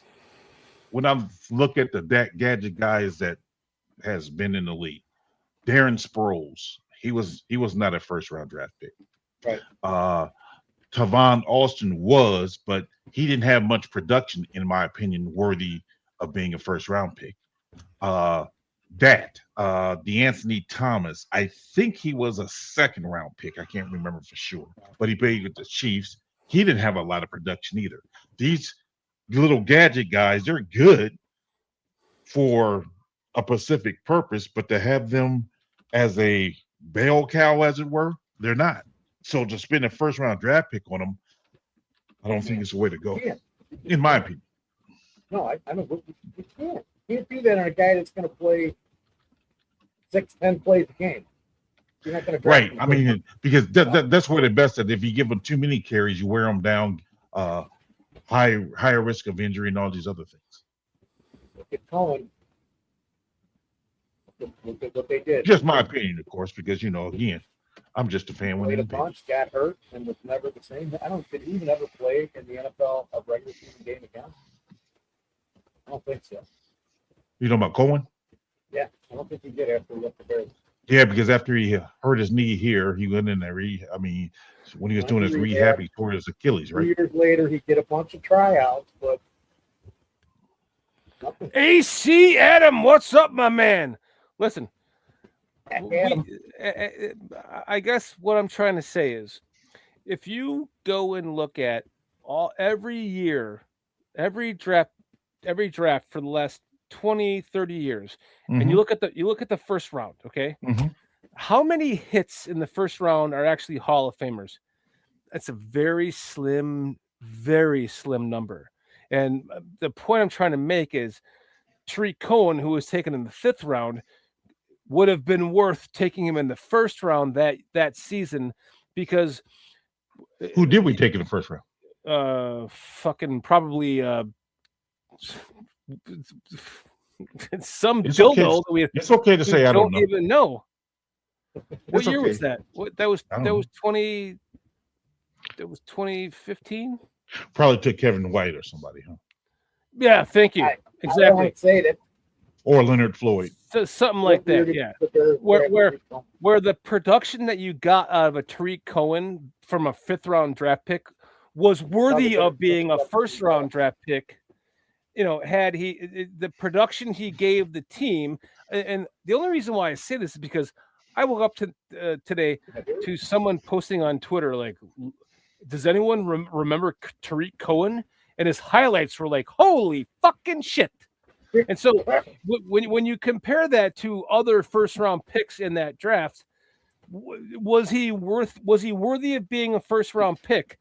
I say yes, based on his production and the value that he gave to his team before he blew out his Achilles, his knee, whatever the hell it was. He hurt his knee with the Bears, and then when he was rehabbing, he blew out his Achilles. Yes. Right. So here's the draft. Hold on, Foster. When you compare that to every other 1st round pick of that draft, his production for what he gave to the team made him, in my opinion, worthy of being a 1st round pick compared to some of the others that were like, nobody even knows who the fuck they are anymore. Everyone knows who Tariq Cohen is right now. especially as a Bears fan. And Cole was taken there's in some the other fourth. there's some other opponents that we played that they damn well very surely know who the hell Tariq Cohen is, because they remembered that game that he put up these numbers and those numbers against their team. And so I'm just saying, like, does it really matter? Like, if we take a center at 25, which we all think is not Okay. worthy of it, but we believe in Ryan. We believe in the Ryan Poles, Ben Johnson combination, that they're and the offensive line coach. We truly believe that no matter what the hell, that if they say that they want this center at 25, well, then I'm at the point in my life where, like, I trust and believe in this coaching staff so much that I don't give a shit. You draft But whoever they you didn't want, draft wherever him you want. in They the would fourth never round. do that. They didn't draft him in the first round. That was the 2017 draft, which we took Mitch I'm saying- Trubisky in the first round, dude. I'm saying that I trust in this coaching. I trust in Ben Johnson and his ability, and even Dennis Allen, to go, we are identifying these players who we want, and these are our priorities on the board, and then we're going to work together with Ryan Poles to go, we're going to trade down.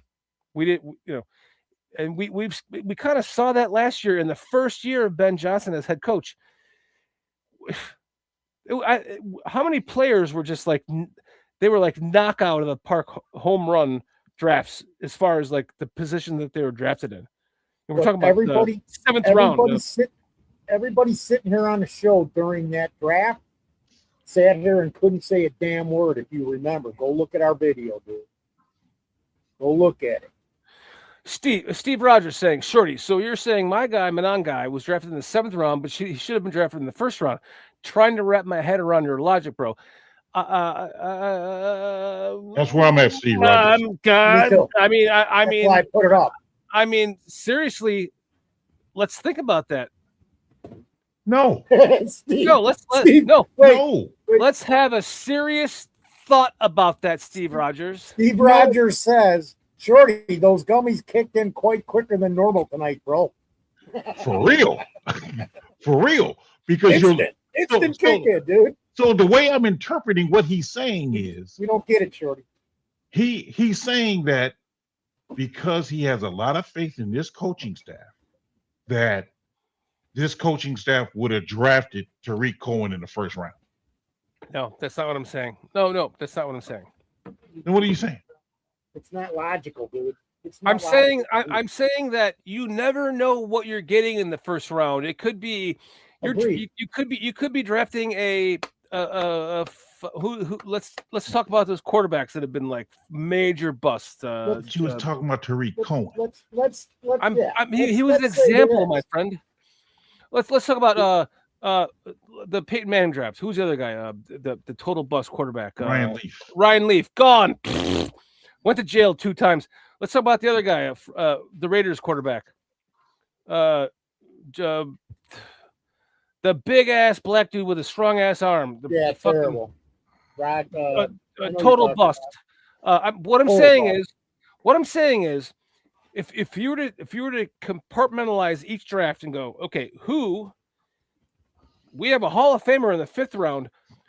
Not to say that you would draft him in the 1st round with the 7th pick. However, looking back on it, maybe you would have, because you would have gotten him as the Patriots with the 7th round pick, the 7th pick in the 1st round, as opposed to the Bears getting him with a Tariq Cohen in the 5th round, and the 1st round pick was a bust, but the 5th round pick was he was a projected 1st round Hall of Fame ballot if it wasn't for an injury.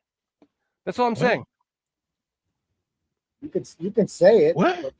but nobody agrees with you. That if Tariq Cohen never got injured, he's my example. If he never got injured, would he have been a Hall of Famer? No way. You're fucking kidding me. No. Dale Sayers is a fucking Hall of Famer, and he did almost just as much as he has done in his career. No fucking way. No way. You better go look up the numbers. You're insane. I'll look him up the right NFL now. Tariq Cohen never rushed for 1,000 yards after tearing his knees up, and Gale Sayers did it 4 yards at a time after he had an injury that kept anybody else in football out of the game. All right, I'm looking it up. Sayers should have never been able to come back from that injury in the 60s. There's no This way. is just a very Sorry, very Pete. minute example. I'm not using It's him a as the terrible end all example. be all. It's a You're comparing Tariq Cohen against Gale Sayers. It's insane. Sorry, just my opinion. Jamarcus Russell is the QB you were talking about, Shorty, with the thank you. with the Raiders. That was Benjamin Williams gave the. I couldn't remember his name, man. Sayers should have been out of football after that injury. He came back the following year and ran for over 1,000 yards. Never had a carry longer than 20. But he changed styles. He became a back that ran in between the tackles. The only reason I know all this is because my father told me all of it. I was blind during the 60s because at that time, vampires couldn't watch football on Sundays. I'm making it up as I go. They didn't have Sunday night football, right? So you could watch it during the day. Right. No Monday night either, dude. That Right. didn't come till 70. Right. But see, I guess my point is when you look at Tariq Cohen. Well, Look at what Steve Rogers said. I've Gale got Sayers, the numbers. Gale Sayers is versus Cohen is like MJ versus Muggsy Bogues. Okay. Listen.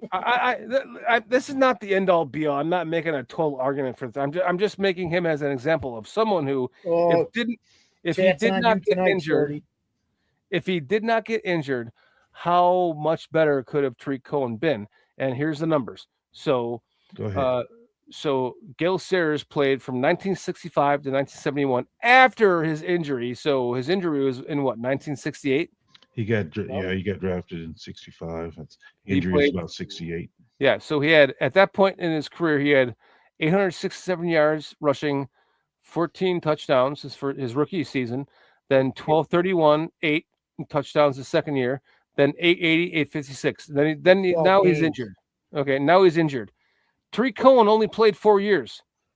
He had a total of 1,101 yards rushing, which is nothing compared to What, his first year or total? No, it's total. after 4 years. So Gale Sayers had 867, 1231, 880, 856. Touchdowns were after the injury. well, no, before the injury. So he had 867 1 year. It's for his rookie year. Okay. 1231, 880. Okay. Let me So get a calculator. Tariq's first year. How many touchdowns did Tariq Cohen score? None of your damn business, Foster. Because Gale Sayers scored what? 6 in one game against the 49ers, and Ditka said well, his rookie Sayers season, didn't want he to had, go back in. He could have scored 7 easily in that game. That's Mike Ditka saying that because he was all kind right. of there. So his rookie season, Gale Sayers had 14, then his next season 8, then 7, then 2, and then 8, and then blew his knee. Right. You need to go watch Gale Sayers footage. So I'm trying to figure out how many yards did Tariq Cohen has to have his rookie year. Rushing. 500. That was the only year he was good. That's none of your damn business, PJ. So it must be The only less year than he was 500. good, dude. He had one solid 370. season. He had Because he's a 370 in a 16 He's a game fluke season, back. and Gale Sayers had 800 and something in a 14 game season. Yes. All right, I'm out of here. Bro, why can't you stand here and listen to reason, bro? I'm trying to help you out. I'm man. trying to just say that had Tariq Cohen not gotten injured, would he have been worthy of a first or second round pick as opposed to a fifth round And pick? not one person in chat or on this panel has agreed with you. Absolutely not. All right, well, I'm wrong then. Well, your opinion Fuck doesn't me. seem to be. Your opinion Well, doesn't seem to be. We don't want to do all that, but Not valid. we're just trying to explain to you that him I'm having wrong. 370 yards does not equate to a Hall of Fame type career.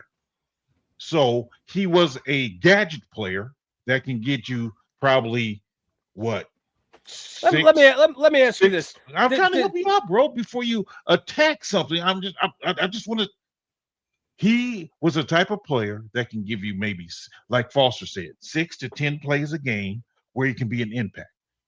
Other than that, he's not that bell cow type of player that can give you 20 to 30 carries or touches a game. He's not that guy. Let me ask you this. Did Derrick Rose deserve his number to be retired by the Bulls? Tomato. I don't think so. I'm sorry, apples and oranges. Tomato. No, apples and oranges. He's True, right. but- Apples and oranges. I want to ask chat this question. Did Derrick Rose deserve to have his number retired by the Bulls? You can see my face. You know the answer. No. I don't know the answer. I don't think so. He was a league MVP in his rookie season. Yep. But he played like 4 seasons, Tariq blew out his fucking Cohen knee, only and was never the same. So now he's a Hall of Famer. Now he has his number retired. But Tariq Cohen was not even a Pro Bowler his rookie year as a running back. He was maybe a Pro Bowler as a special teamer. Maybe. See, and everybody's saying probably not and no in the chat about Derrick Rose. Because I could see guys. I mean, like Cliff Levingston, not Cliff Levingston. Who was the old announcer for the Bulls? Thank you, Keds. Thank you, Tony. Thank fan. you, Cliff. Thank you. I appreciate that. I agree with you. I agree, Keds. I don't think Derrick Rose deserves to have his number retired either. because he was an MVP his rookie season and had a great season the next, and then blew out his knee and never came back, and then had like subpar seasons for the rest of the teams he played for. That doesn't make that's not a retirable number for me. So to my point here is that does it matter where you draft someone? If you draft him in the first round and he gives you the Tariq Cohen production, as opposed to drafting a fucking who's the guy who's the defensive the offensive tackle that we drafted, and he went to the Dallas Cowboys and finished out his career with a pretty good career, but was a bust for us. Sorry, PJ, I know you don't like the word bust. I know who you're talking about. What's his name? The left tackle. Come on, Chad, help me out. Got hurt. The left tackle that we drafted 20 years we'll ago. get that answer in a minute. Mark Colombo. Colombo. He Yeah. goes on to the Cowboys, has like a damn good career. But for us, it was not a good pick. But would you have? Let me ask you this: Would you or would you not have rather had Tariq Cohen or Mark Colombo in that draft in the first round? If I'm being totally honest, Colombo. I would rather have Mark Colombo because he had a better career than what Tariq Cohen did. I agree.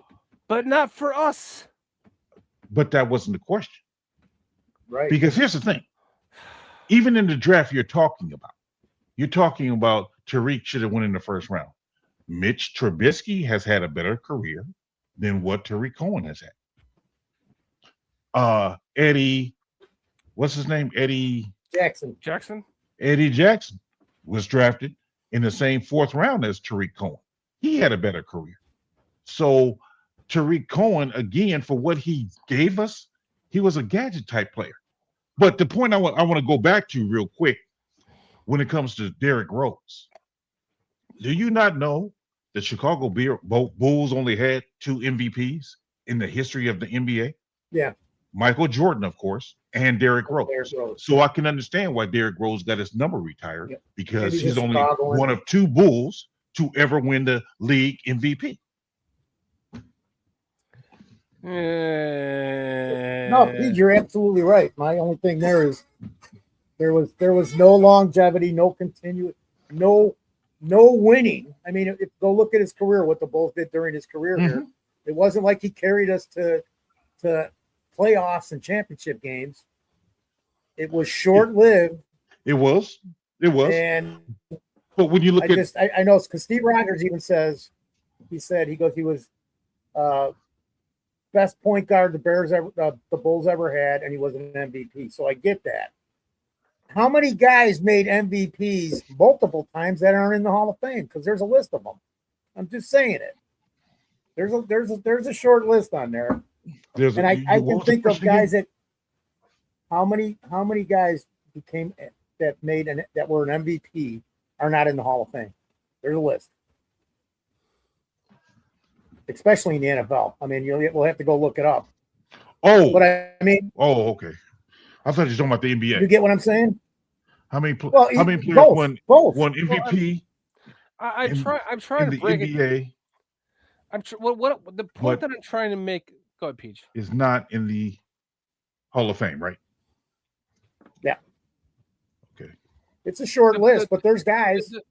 The point that I'm trying to make is that does it Whoa, really whoa, matter whoa. where you draft someone? Excuse me, Shorty. Sorry. Point of thing here. It says, Point of as order. of April 2026, 0 retired NBA players who have won the league MVP award and are eligible have been left out of the. So not one. Every MVP player Yes. is in the Hall of Fame. Yes.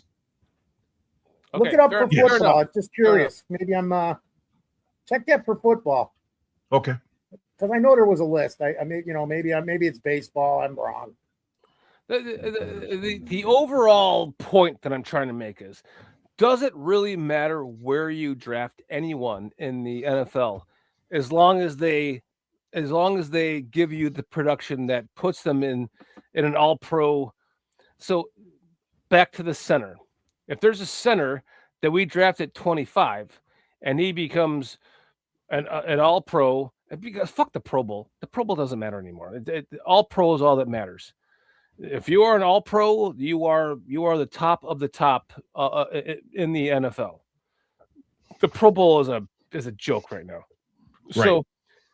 So as long if you are in the top of the top in the NFL you are an All-Pro, doesn't matter if you're drafted in the 8th round or the 7th round or the 1st round, or a UDFA or the 1st round. It doesn't matter, because when you go back and historically look at the 1st round picks, pick out the Hall of Famers. There's like maybe one every year. You might be lucky to find 2, but you're finding the Hall of Famers in the 3rd and 2nd and 3rd and 4th and 5th and 6th. So can I answer this question real UDFAs.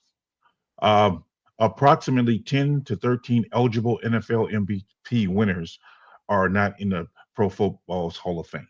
Notable names are Boomer Esiason, Sean Alexander, Rich Gannon, Mark Mosley, Burt Jones, and Brian Sipe. Those are former NFL MVPs who are not in the NFL. But to answer the question again, with the NBA, 0. So what you're saying, though, that the NFL, Boomer Esiason is not in the Hall of Fame. Correct. He's not. Right. But he was an MVP at one time. Right. He was a league MVP. Yes. Yes. And lost the Super Bowl, by the way. Yes. If he won it, he would have been in the fucking Hall of Fame. Well. That's a totally different league as far as that's regarded. But that's kind of to my point, is that, does it really matter if we draft a center at 25 Yes. and he becomes a Hall of Famer, or a Now, if he becomes a Hall of Famer, that's different. or a 5-time All-Pro, I guess. That's different. But because the draft is based upon projections, because the highest rated projected center right now is rated at being drafted at number 57. If I remember, Kay had said that correctly. It was he's rated at 57. So for Bears to go from a guy who's rated at 57 to draft him at 25, I think is a reach. So I think that would be a bad draft pick, in my opinion.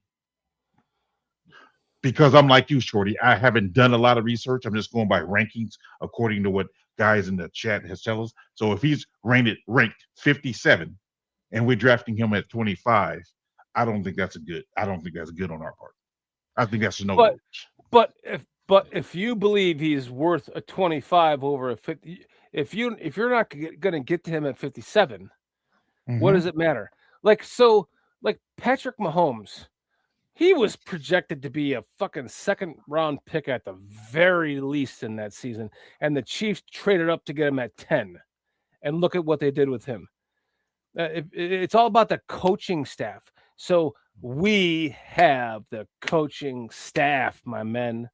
I don't give a two flying fucks about who we draft right now, because when the coaching staff gives the input to Ryan Poles, and Ryan Poles drafts those players based on who's available, or they trade back, they get the information from the coach. Fuck this guy. We'll get this guy let's trade back. And then we do that. That's it's not even anymore in Poles we trust. It's in Ben we trust. Ben is the end all be all of this team. It's his input to Ryan Poles is the most important thing that this team has had in a millennium. It's so we talked about this with Eberflus, right? Like Eberflus says, I want these types of players. Poles goes and gets them. Oh, well, they're available. We're going to get you these. We're going to get you Kyler Gordon. We're going to get you Jaquan Brisker. We let Brisker go. This coaching staff said, fuck Brisker. Kyler Gordon was signed before this coaching staff. Now they're stuck with him as far as they're concerned. They might have said fuck him as well. But we have seen in one draft the amount of players that have contributed to this team and contributed well. I mean, well, my friends, well, like what most of them, if they were not, unless they were injured, they were contributing to this team and contributing well. You know, Shamar Turner was injured, but he started to come on before he was injured. The late round pick, what's his name? The cornerback safety guy with the lanky guy that we drafted. He never played. Zay Frazier. Zay Frazier had an injury or whatever the hell happened. I'm looking forward to him this season. He'll be on the roster. If I can give you another point of fact, the first round has the most Hall of Famers drafted in the NFL. It's the first round. First round draft picks comprise more than any other round of Hall of Famers. So, I mean, I guess what I'm saying is anything is possible. I mean, yeah, you can hit on like a Max Crosby or Tom Brady. Let's use Tom Brady. You can hit on a late round guy like that. It's possible. But when it comes to drafting guys, as you know, it's about what a guy is projected as, what the possibilities are. You're projecting because you really don't know. Now, if anybody would have known Tom Brady was going to be the type of player he turned out to be, absolutely he would have went number one overall. But because you're projecting and you're hoping, you're going by traits and all these other things, that's why you make the draft. Do you miss sometimes? Absolutely you do. But that's what I'm saying. So to look at Tariq Cohen, you can look back on his career and go, okay, maybe he was worth a second round or maybe a third round. I don't think anyone still would say, oh, Tariq Cohen would have been worth a first round draft pick. I don't think that. Maybe I'm wrong, but from what I've been reading in the chat, not one person in the chat said, yeah, I would have drafted Tariq Cohen in the first round. I would have never drafted him in the first round. I'm just saying, like, looking back, would you think it's possible? On this conversation. I agree with Steve. Like we have a stopgap center right now, but you're not taking a center at 25. You're just not. If the projection isn't there, man, that's all. All right. All right. Fair enough. Conversation over. You know what? What do we got? They could possibly draft one with their last good draft pick. Like I said, the third round. Because the first and the 2 second rounds, I think, in my opinion, you just go to defensive tackle, defensive end, and safety, not necessarily in that order. Now, the third round pick that we have, then I can looking at a center or possibly a left tackle. But I mean, my thought is those other positions. I go center over tackle in the third round. Huh? I said I would go because in the third round that's when you're going to start seeing the centers drafted. By the third round, the good tackles are gone. They're gone. So I would definitely lean more towards the center. If I'm going to take a shot on a tackle, I'm going to see if I could do something to change something with the other 2 picks to maybe a 5th rounder and take somebody that I can maybe develop. I have a question for Armando. This is actually Steve Rogers. Captain Steve Rogers America. Captain America says we have a stopgap center. I want to ask Armando if he's still here. I haven't seen him in a while, but Armando played offensive line for. He was an offensive lineman for my man Sean Sierra, playing running back, and I just want to know. Like, here's my thoughts on this. If no matter where we get him, we have to. It is imperative to me that we get a center in this draft that is, or maybe even like you said, Luke Newman. Maybe he's the future, Peach. But it is imperative that we. Whoa, that was some serious demonic shit coming out of Foster's fucking man cave. Holy shit, that was scary. Open headers, guys running open headers store. Jeez. So to me, it is imperative that we get a center that goes with a long-term center that goes with our long-term quarterback, because we don't want to keep having these stopgap centers that just come in, play a year or two, and then boom.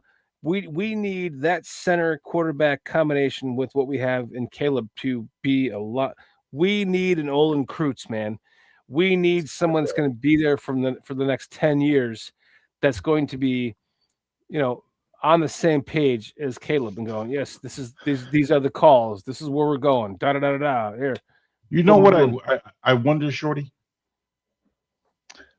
I wonder if Poles thinks that Newman is the long-term answer. The reason why I'm saying that is because instead of going after a center in free agency, he decided to trade for Bradbury, knowing that he's up there in age. So he's like, okay, if I can get like maybe 1 year, because he says he's on a 1-year contract.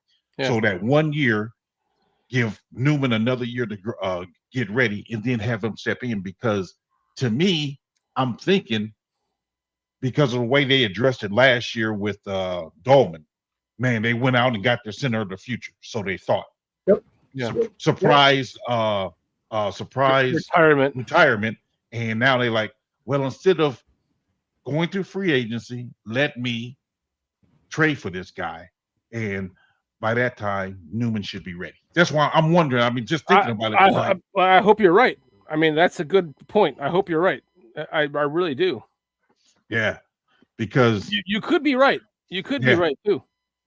And I hope you are, because I think that is when I look back on everything, that's the answer, right? It has to be. Well, I mean, why else are you not addressing it long term, knowing that you got this guy, you're trading. You're not even just signing a guy, you're trading for this center who's under contract for 1 year. You got to tell me you must have a backup plan. You got to have a backup plan.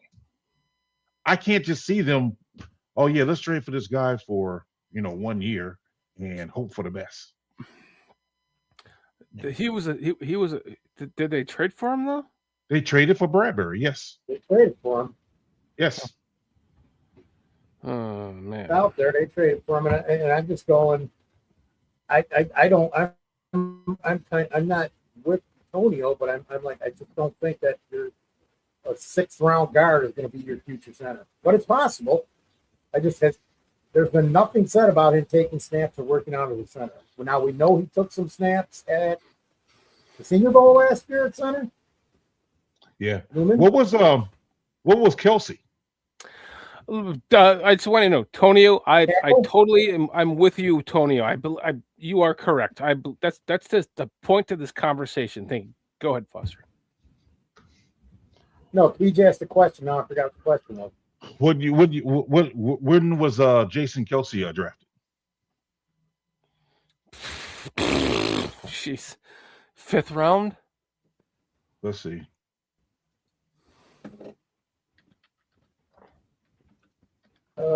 2011. 6th round pick. Okay. I think that's What, what I said. what was his position? What was his position in college? Center, I believe. I think he plays center. Exact. That's okay. Well, Okay. if Bradbury was the center that played with him in college, Huh? Okay, I'll be right. I I'll said be right back. I thought he played next to Bradbury in college, That was Tooney. and Bradbury being the center. Tooney and Bradbury played in college together. Right, but you said Tooney was a center. No, we're talking about Kelsey. Oh yeah, Jason no, I'm Kelsey. sorry, Kelsey. So So Kelsey Jason was a Kelsey center was too. drafted by the Philadelphia 76ers. I mean Philadelphia Eagles in the 6th round in the 2011 draft. Yeah, I see that. I just was looking for what his position was. I believe he played center in college. I'm pretty sure he did. Because him and his brother played on the team together. What did Jason Kelsey play in college? Position. Huh? So it's saying here. No, I got the wrong guy, man. Joe Tooney's position in college.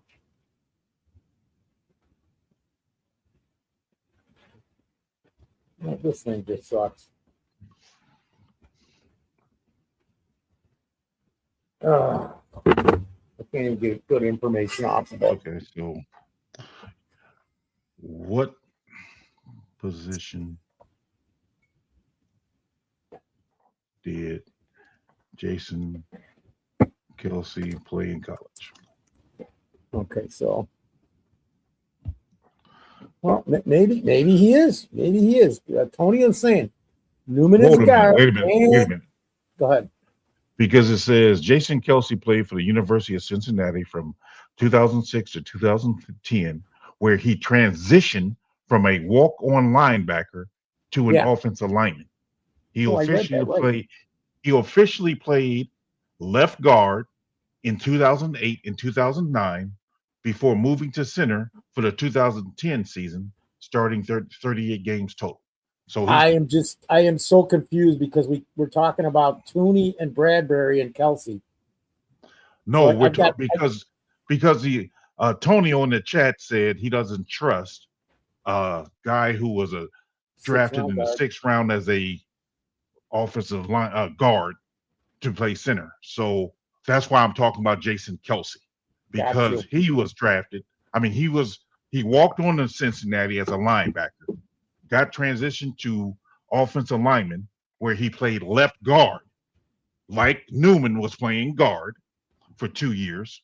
And then he moved to center his senior season and got drafted in the 6th round. That's where it comes from. Hey, Minister Charles, what's up? Minister Charles Johnson.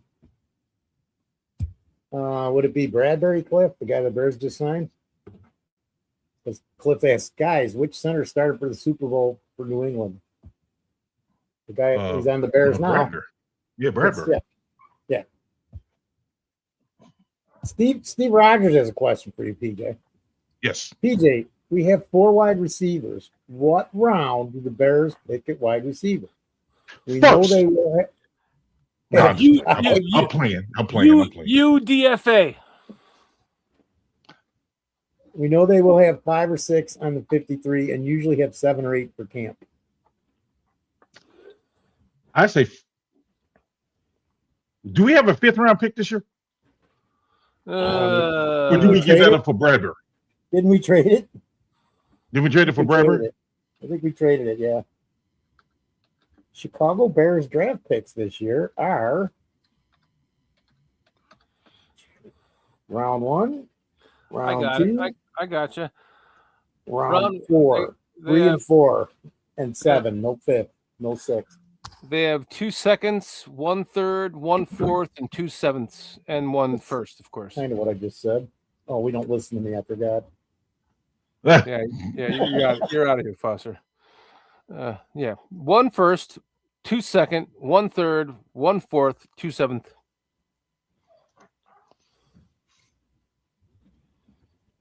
So, So, that's next year. Oh, by the way, we should have a third. We should have 2/3 because of the Ian But we Cunningham don't. thing. But no, we don't. No, never The mind Chicago Bears acquired Garrett Bradbury from the New England Patriots in exchange for a 2027 fifth-round pick.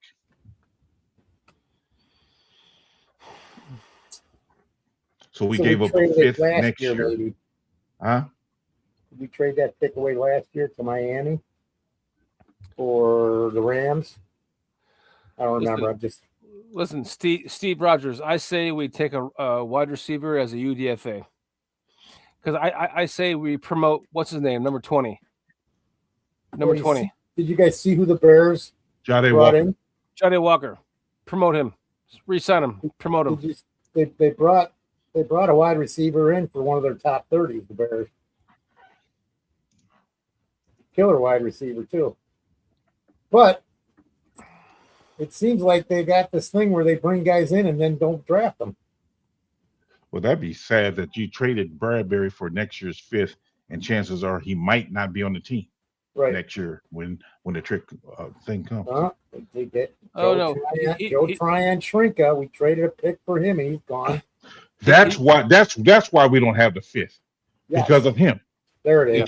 We traded the fifth for him last year to get him for 6-7 weeks. Yeah, that's why we don't have it. That's why we don't have a fifth-round pick this year. Yeah.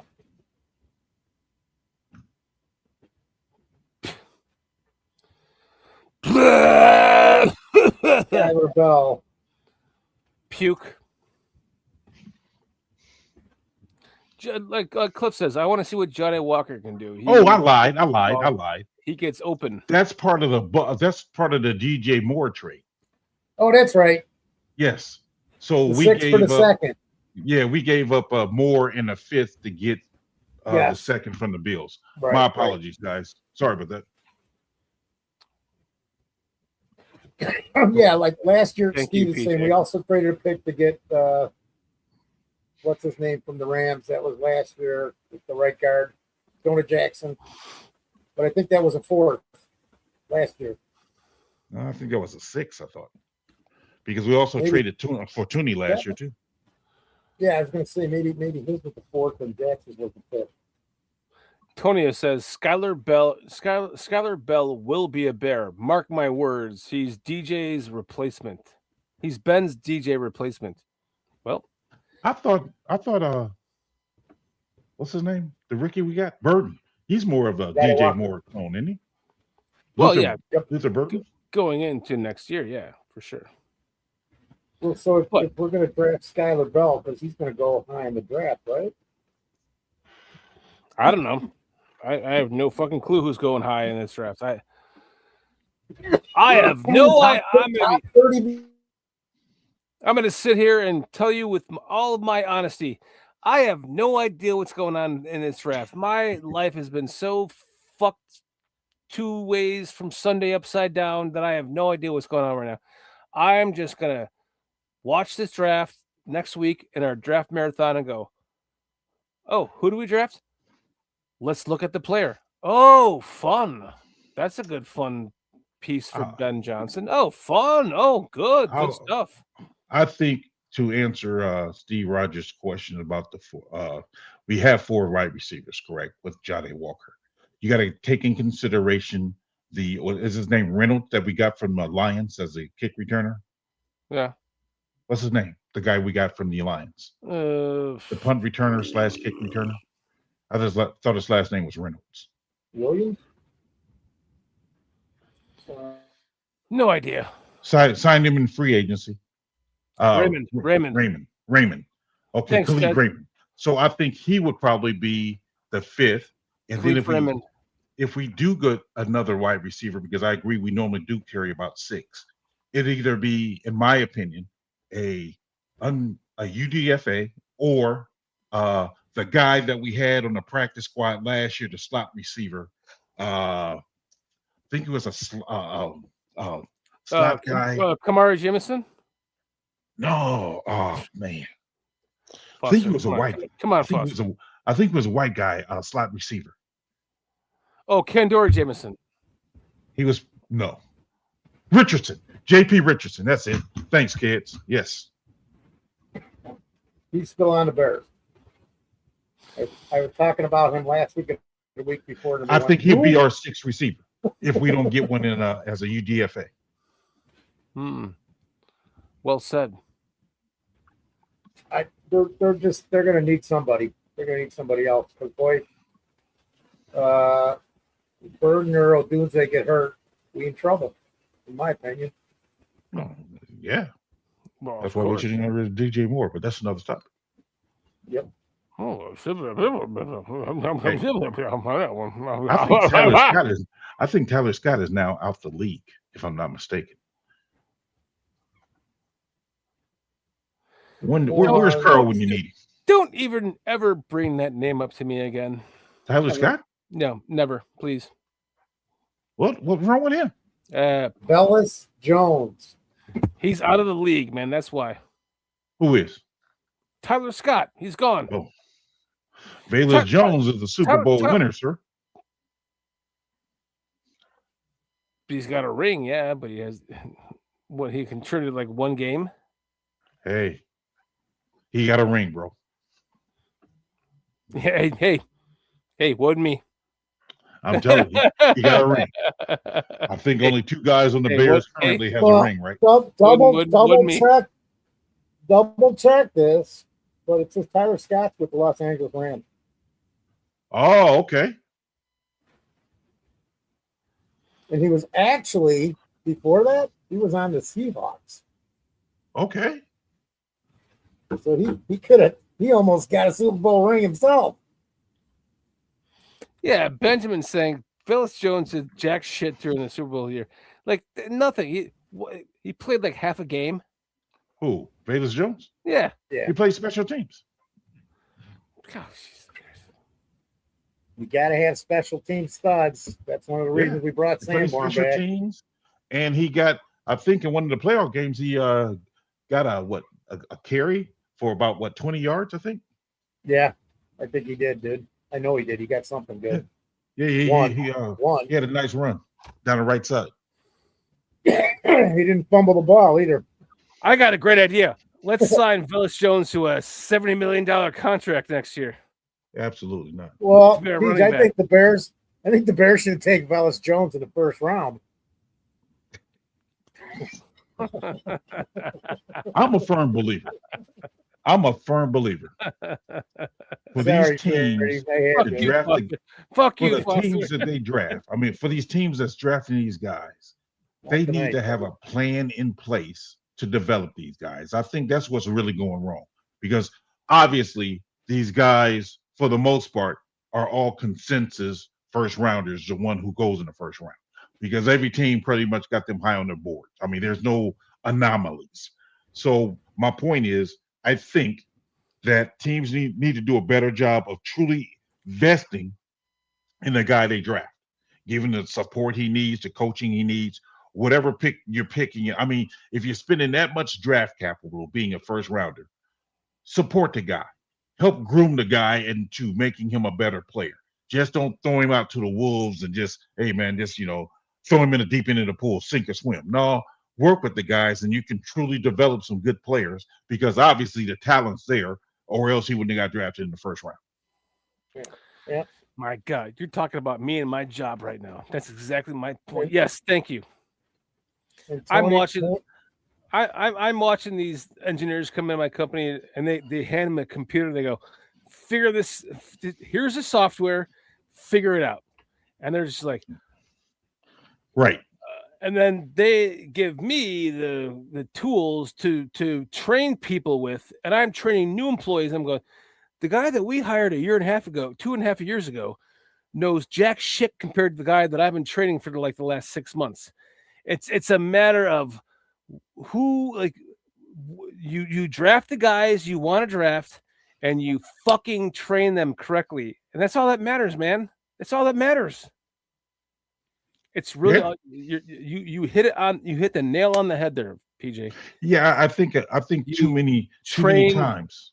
Yeah, too many times. I mean, you can name a lot of different teams, but too many times they get these guys and they draft guys and they don't work with them, don't develop them. That's one of the things I truly loved about what the Bears did last year.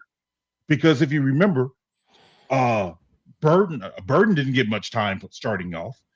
Even Loveland was kind of restricted. Nope. I know Monungai was truly restricted. Hell yeah. I mean, they took their time and say, "Hey, Preach it. We're not going to put you out there until you're ready." And I think that's where it comes in at develop these young guys because it only helps you out. Yep. But It's what most teams used to do in the NFL. Yes. Oh yeah. Yes. They didn't throw him into the fire. You what do you mean? We just drafted this guy. He's the 12th pick, and he's sitting on the bench all year. Yeah, because he's not ready to play in the NFL. Yep. And let me ask you guys this. But Think about this. How many times have you heard the phrase the rookies hit that rookie wall, right? Did you hear anyone say that about any of the Bears rookies last year? no, because they didn't play for 6 or 7 or 8 weeks. Coaching Exactly. matters. Coaching Exactly. Well, matters. that's even like this year. I was saying, I'm going, okay. What if we take Raging Oracle, what's up, my man? the left tackle out of Boston College who played with Ozzie? He's going to go in the 4th or 5th round. But I watched some game film and his statistics. I mean, he needs some help. He's raw, but he's somebody that you could possibly develop into an NFL left tackle. Just like if you guys remember, we sat here and said we drafted Ozzie. I looked at all his shit that night. The next day on the show, I sat here and I said, I believe that by midseason or at some point, Ozzie Trapeel will be our starting left tackle. And if you go back and watch that episode, and I said, I'm only going on what I looked at last night. Nobody said a word.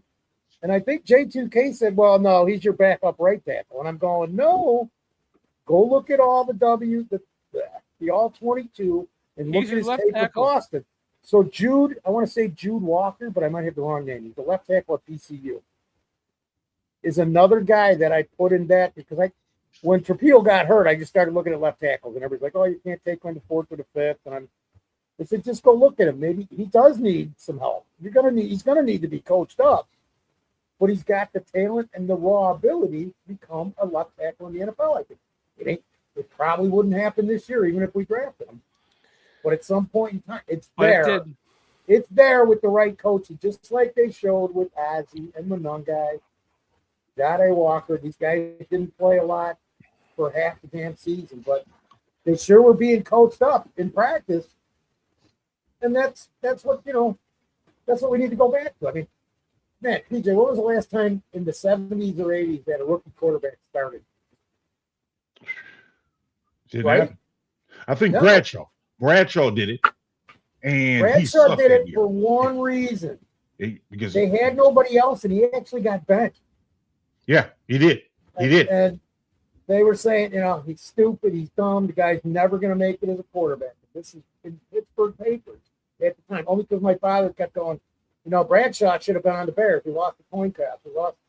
He should have been on the Bears. The Bears could have had Terry Bradshaw. Well, if they got Terry Bradshaw, people don't know this either. We might not have had Walter Payton, because that's kind of how we got Payton, because we won the tiebreaker in 75. Yeah. Now, there's a discussion going on in the chat about James Daniels.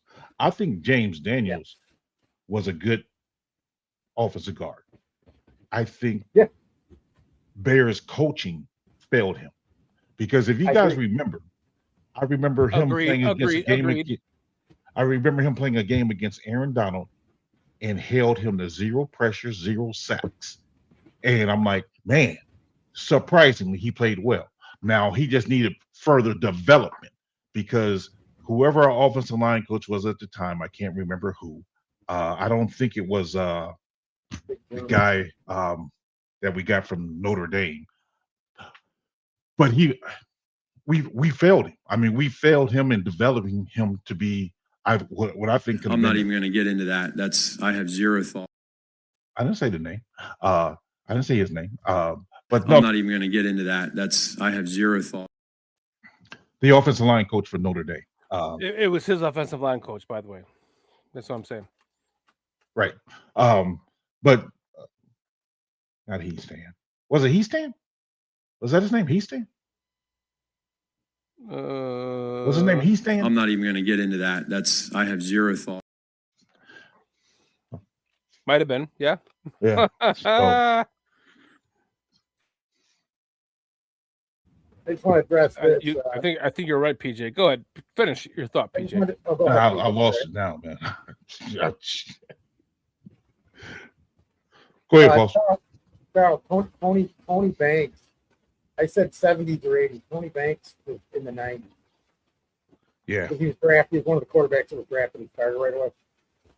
But that was in like 95 or 96. I was specifically going to the 60s, the 70s, 80s because your quarterbacks they were not drafted and started immediately. It just didn't happen. They were all developed on the bench. They sat on the bench. They became a coach kind of and held the playbook and went along with the offensive coordinator, learning all the plays and sending in the plays when they started doing that, because the quarterbacks used to call their own plays. But all the drafted quarterbacks had the playbook and were helping to run the offense their rookie season. Like another one who got a little bit of playing time as a rookie, I think, was Roger Staubach. But he shared it with somebody else. There's a reason. Because he had a Navy commitment. So he didn't come right from college to the NFL. Correct. He was like a 26 or 27-year-old rookie when he came to the NFL. Because he had a 4-year commitment. He was older. So it was a little different. Yeah. He was working on that while he was in the Navy, learning coach's playbook. So he had, I think, 2 more years to learn that while he wasn't even playing. And Roger the Dodger was like, that guy was amazing. Well, I always hated him, Branch Harkington. I wanted him on the Bears so bad. But they'd always do comeback wins. It seemed like every damn week. Oh, cool, they're going to lose. Fucking Branch Harkington, what the fuck? They're in the circle for 32 yards, goes 17 yards back, and he throws for a first down. How the fuck do you do that every week? Charles, like you remember, Foster. Well, we're seeing it now, my friends. Okay, that's the other one. Like there was Terry Bradshaw, Jim Plunkett, Archie Manning, Ken Anderson started as rookie quarterbacks during the 70s. And when you look at those names, those guys all made it to the Super Bowl, except for Archie Manning. He did, but he was pretty good with the Saints. If you put him on another team, he sure would have. Right. Those Saints teams were just terrible. I mean, the worst of the worst, worse than. I think the only team worse than the Saints team for a decade was the 76 Buccaneers. Oh, yeah. 76, 77 Buccaneers, where they won.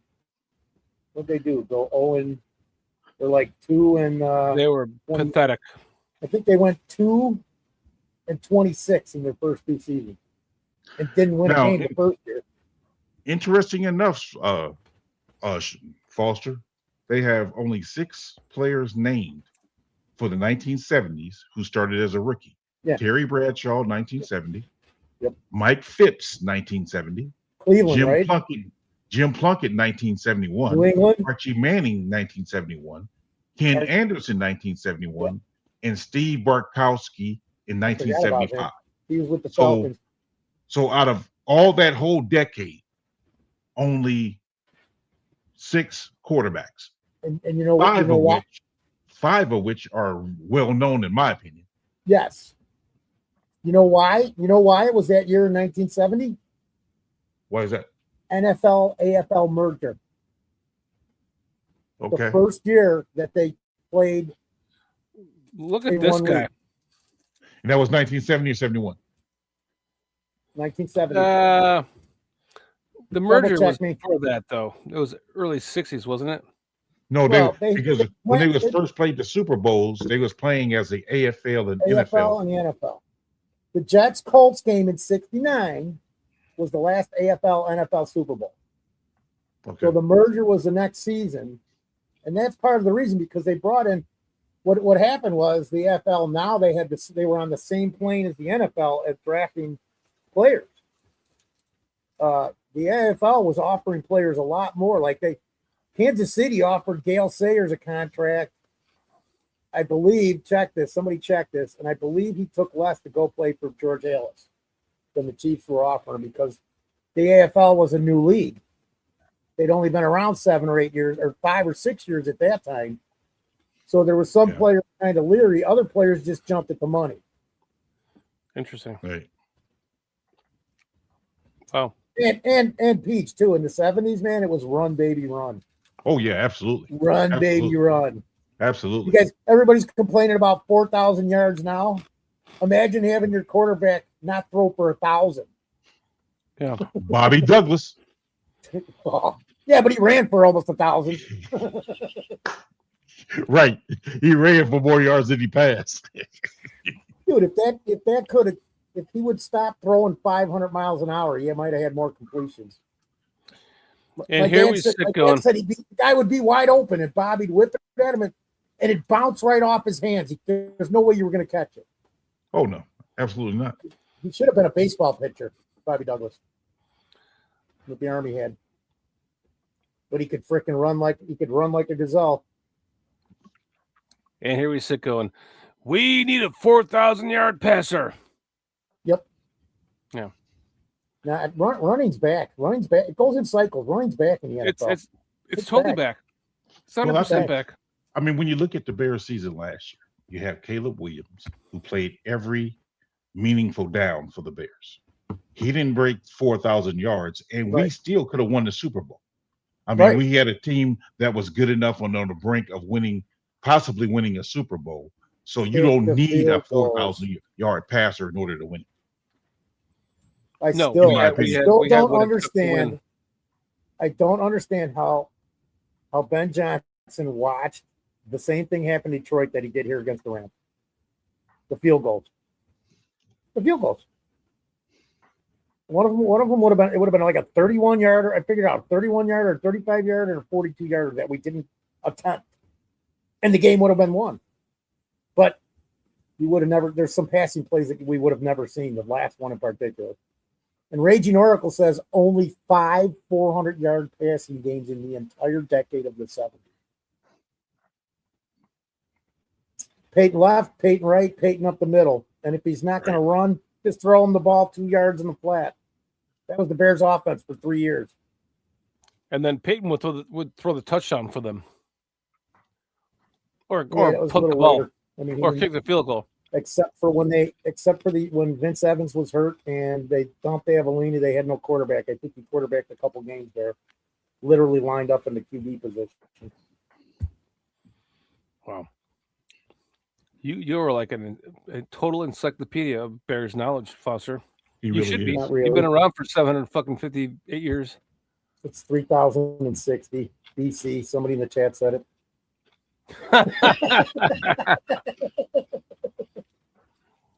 I don't care about the 4,000 yards. I wish it was 3,000 yards and they won the Super Bowl. 2,500 yards and they won the Super Bowl. I don't care. Just win. Well, guys, let's wrap this up. We're going on 2.5 hours. We got a marathon coming on next week. We're starting Thursday. We're going through the whole draft. We're going through Friday, the whole draft, Saturday, the whole draft. We are here for you guys the entire fucking draft. Okay. I promise you. Okay. Yeah. So we will be here next week for you guys. The entire draft. Like I picked the wrong week to go on vacation, Peach. Ah, crap. It's me by myself. Well, I will be here the entire time for you during the draft. We're going to have some guests coming on, like Sean Sierra. I'm going to send him a link. He'll be able to hop in with us from Sports Zone Chicago. Hopefully some others, Aldo, maybe. I'm going to look into that next week. Hey, I want to pop in too. You're welcome to. Thank you. Yeah. You have the link, right? You're on the show. You can come in. Oh, I appreciate it. So we will be here next week for 3 days in a row, all day, all night Friday, all night Thursday for the draft, all night Friday for the draft, and then all damn day Thursday for the draft. And we're looking forward to that with you because this is our is this our 5th anniversary of that or 4th? I think it's our 5th anniversary of it. No. 4th, I believe. Oh, Yeah, 4th? yes, I believe so. Okay, so 4th anniversary of our draft marathon, and When we're did you going to start be here the for show? When did you start the show? Real quick, you know the date. Date and birth. 2022. That's 4 years ago. Yeah, so this is our Did 4th. we start it before or after the draft of 22? Peyton's birthday. June. It was whose birthday? Walter Payton. It was July 25th, 2022. So it was after the draft. Yeah. So this will be our 3rd, right? Our 4th. 23, 24, Okay. 25. This will be our 4th, 26. All right, Yeah. cool. Our 4th anniversary. All right, fellas, I got to roll. Well, Go do it, Peach. We're in. No, we're he's ending got to the go do. show. He's got to go do what he's got to do, man. Look at the private chat, man. I got to roll. Look at your time. My goodness. All right, get out of here. He doesn't notice. Talk to you later, Peach. Stay safe out there, brother. All right, fellas, be good. Peace. Have a good night. You too, buddy. All right. I do not look at private chat, so I apologize. He does. He's got his routine that he's got to do every week. It's important. Private He's chat. got to do what he's got to do at this time every week. Okay, And got we it. know it, Shorty. All right. Hey, what am I supposed to do? What am I, the producer of this show? No, he's not here. Oh my goodness. Hey, I don't want to be that close. Here we go. Here we go. No, I like it when I was in the corner. So next week we will be here. Oh my goodness! From Thursday at like 7:00 Eastern time, all the way until Saturday at what? 8:00 I don't know. Eastern time, or You know what? I'm thinking of just keeping the stream going and bringing my camera with me everywhere that can see me sleep and everything. I'll go from Thursday at like 6:30 in the afternoon until Sunday when the draft ends, and they'll all be one show, so we don't have to do 4 shows. Yeah, just like a. Just position your camera in your coffin. Yep. You'll be fine. Yep. Yeah. No stakes, please. No stakes. All right, guys. We will see you all here next week on starting Thursday for the entire draft. Thursday, Friday, Saturday. Let's get to our chat before we get out of here, man. Cliff Victoria, Raging Oracle. Holy shit. Good to see you in here again, Raging Oracle. Armando Lera Jr. Benjamin Williams. Oh my goodness. Steve Rogers. Minister Charles Johnson. Thanks for joining us tonight, Minister. Sorry I didn't see you earlier. Captain America. Joseph Tonio. Archer. Keds the Canuck. Steve Rogers. Kez the Canuck. Kez, love you, my man. Minister. Charles Johnson. Raging Oracle. Raging Oracle. Bears Country Podcast. Oh, fuck that guy. Mo Lester stopped in earlier. Maurice Lester. Cliff Victoria, our members, Cliff Victoria and Chad Spieger, longtime members. To all of our members, Mikey. thank you. To all of our members, Mikey, thank you so much for being a member of this channel. It means a lot, man. You guys are amazing. God, Dwayne 408, thank you for joining us. Tony Moy. Oh my gosh, there's so many to go through. I'm running out of steam. Jerry Diaz, 54. Just can't. It won't let me track. It only lets me track about halfway back through the show. I used to be able to go all the way back to the beginning. I can't do it anymore. Sorry, Yeah, that's weird. It is. It's aggravating too. AC Adam. My goodness, you guys are dope. Don Burr. Yeah. Detroit versus everybody. Holy shit. Yeah. Wow, what an honor to have Don Burr in our chat.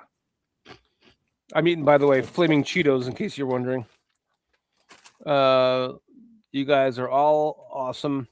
MC Verse 1, another newbie to me. I've never seen him before, but thank you for joining the show tonight.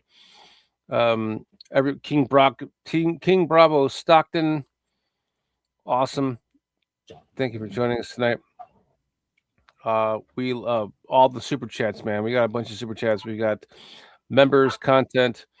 I lost my mic or my video, so I apologize. About to wrap this up, anyways. Cliff Victoria, member for 14 months.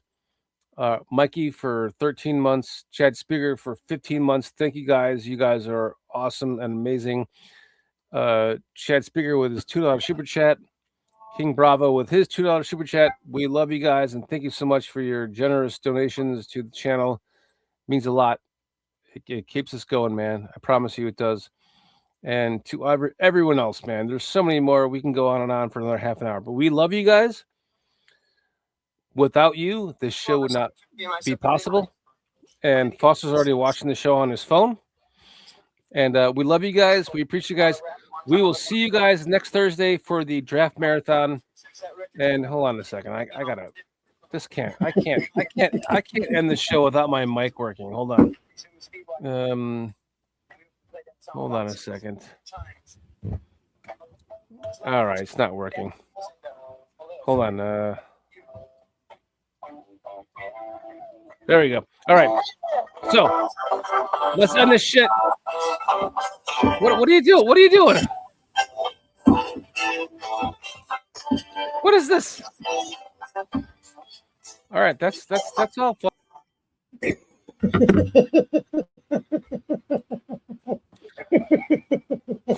Fuck Foster.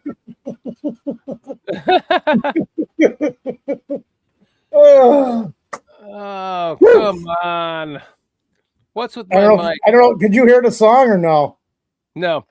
Okay. Let's go before my mic cuts out. Listen, guys, we love you. We'll see you next week for the draft marathon on a 1, on a 2, on a 3. Bears rule. Bears. We BCP, we BCP.